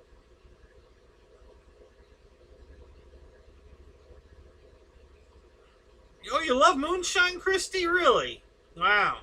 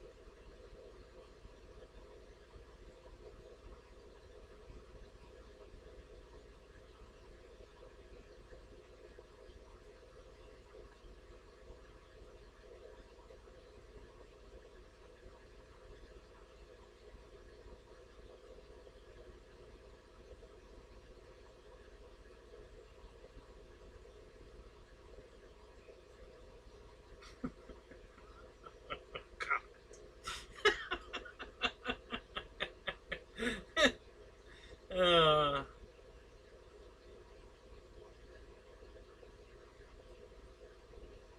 yeah, after he puked for an hour, yeah, he was fine. It was just a miserable hour. I mean, the poor guy, you know, he was leaning up against the wall behind the cars like this. He asked me to bring him a cold towel, you know, a wet towel to put around his neck, and he was just puking his brains out. It was a horrible sight. But yeah, after he was done, it was fine. He was fine then. Yeah, time to drink more then. Yep, exactly.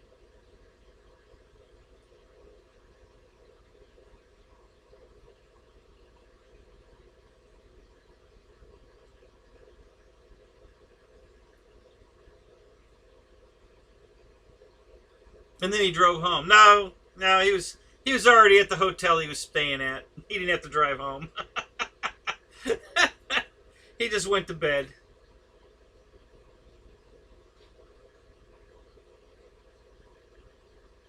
No, I didn't need to hold his hair back. He's short hair. That wasn't an issue.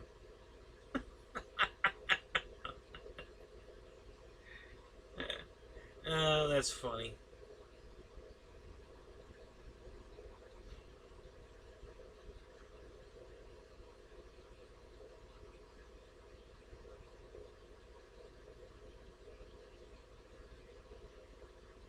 I bet Ryan's had a couple nights like that, though, huh, Ryan?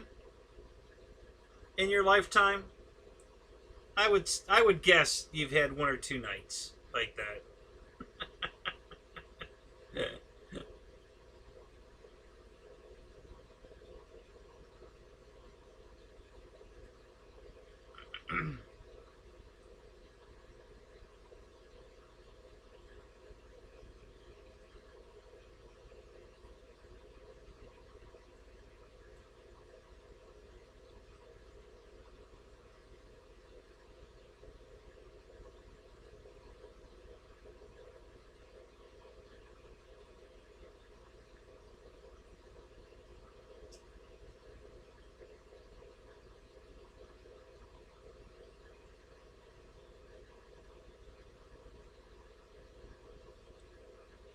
Maybe.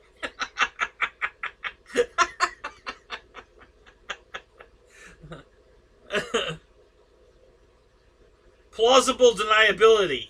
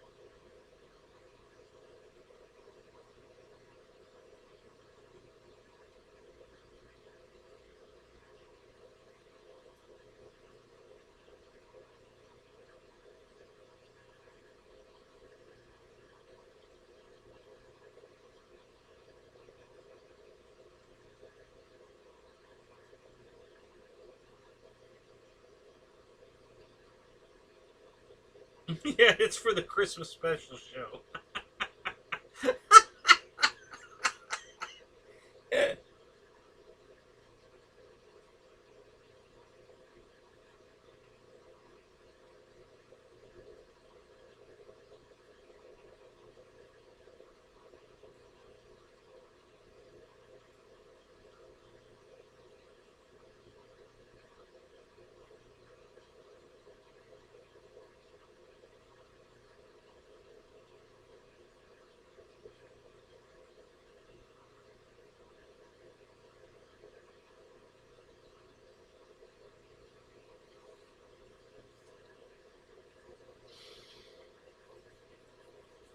Well, I've been buying civilian planes, Dana, because nobody's coming out with any kind of warbird I want.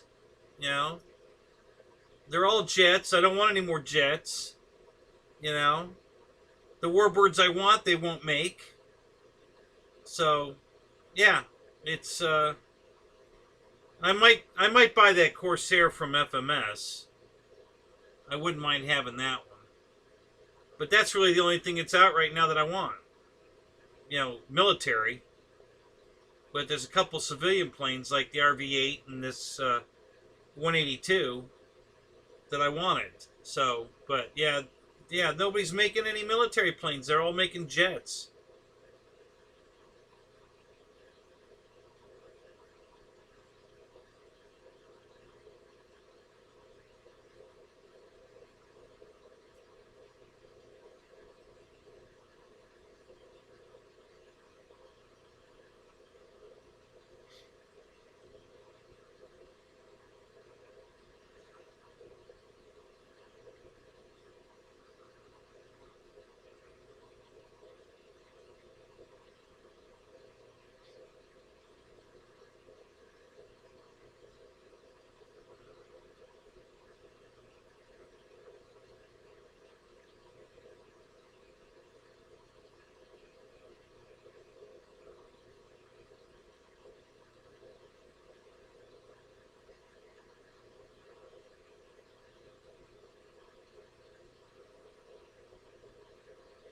How many flights do you have on your Valiant? Right, son?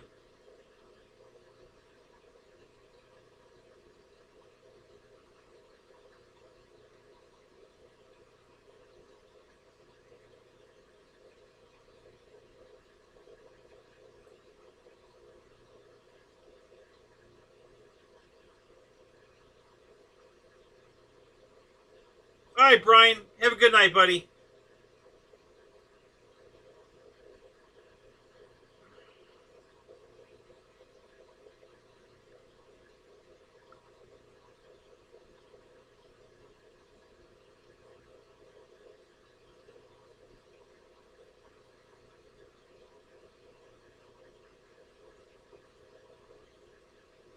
Six flights on it, and you really like it?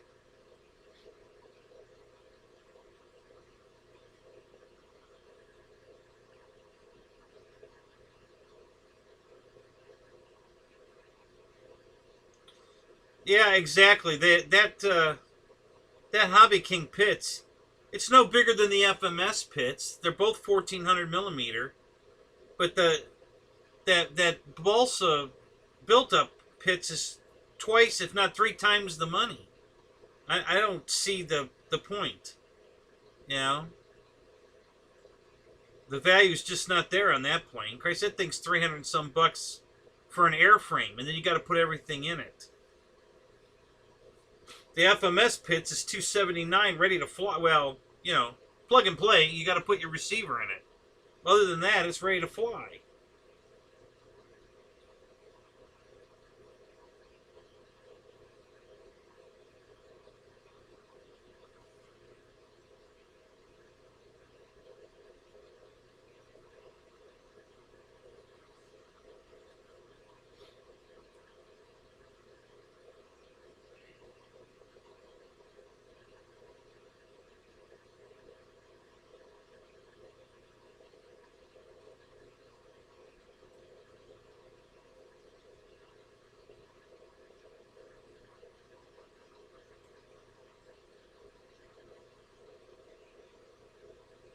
Any kind of issues with it, Mike? You know, does it anything like coming loose, monocoque peeling back, anything at all, or you know, any little tidbits of annoyance, or is it just rock solid?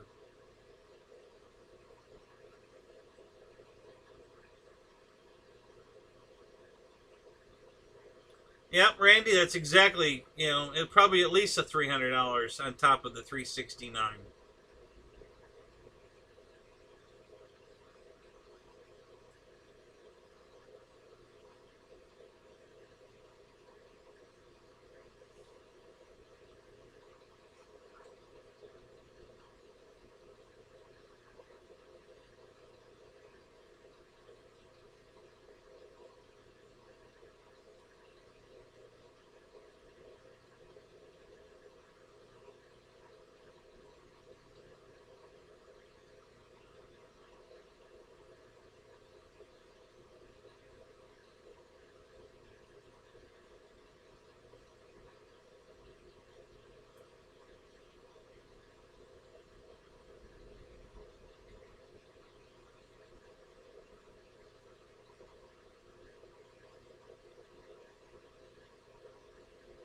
Well, that's good, Michael. I'm glad that worked out.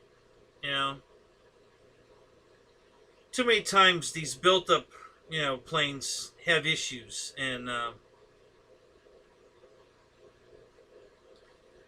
like you were just saying, you're going to have a lot of money in it by the time you're done with it, and to have that much money in a plane and still have issues with it, that just doesn't equate to me. That's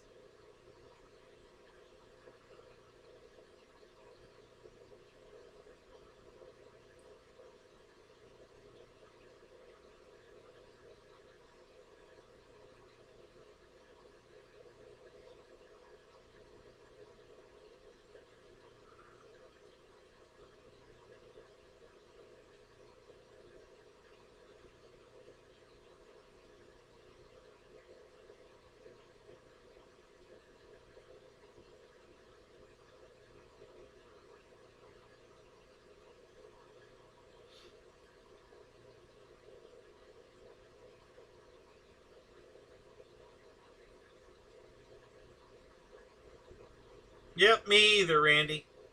I went to Hobby King earlier today and looked at it, and first of all, I wasn't that impressed. I think the FMS one's prettier, but that's just me. Um, but when I saw the price and it was a built-up ARF, I was like, holy shit. It's the same size as the FMS plane. I think the FMS one's prettier. It's the standard, Pitts color scheme, not that extra. I don't know. It's got a lot of extra checker stuff on it. It's not ugly by any means. Don't get me wrong. I'm not. I'm not saying that, but for that kind of money to be, I would say, different looking but equally attractive looking, but for that much more money, oh my god. No thank you. I'll take my foamy FMS plane all day long.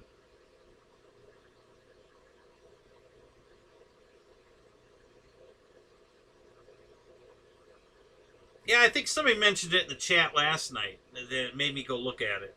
I forget who said it or whatever, but I read it somewhere. Maybe somebody posted in the forum, and I got a notification, and it said something about the Hobby King pits. I don't know. I got something made me go look at it, so I did. And after looking at it and seeing that it was a built-up plane that you have to add all your own shit, I wasn't impressed.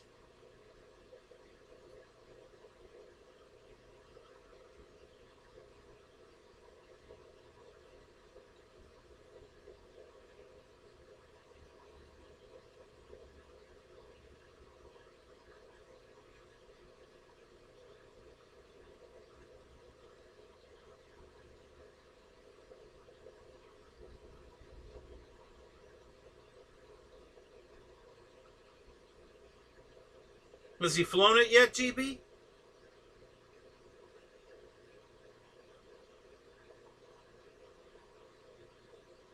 John's back. What's up? Did you get rid of the deer?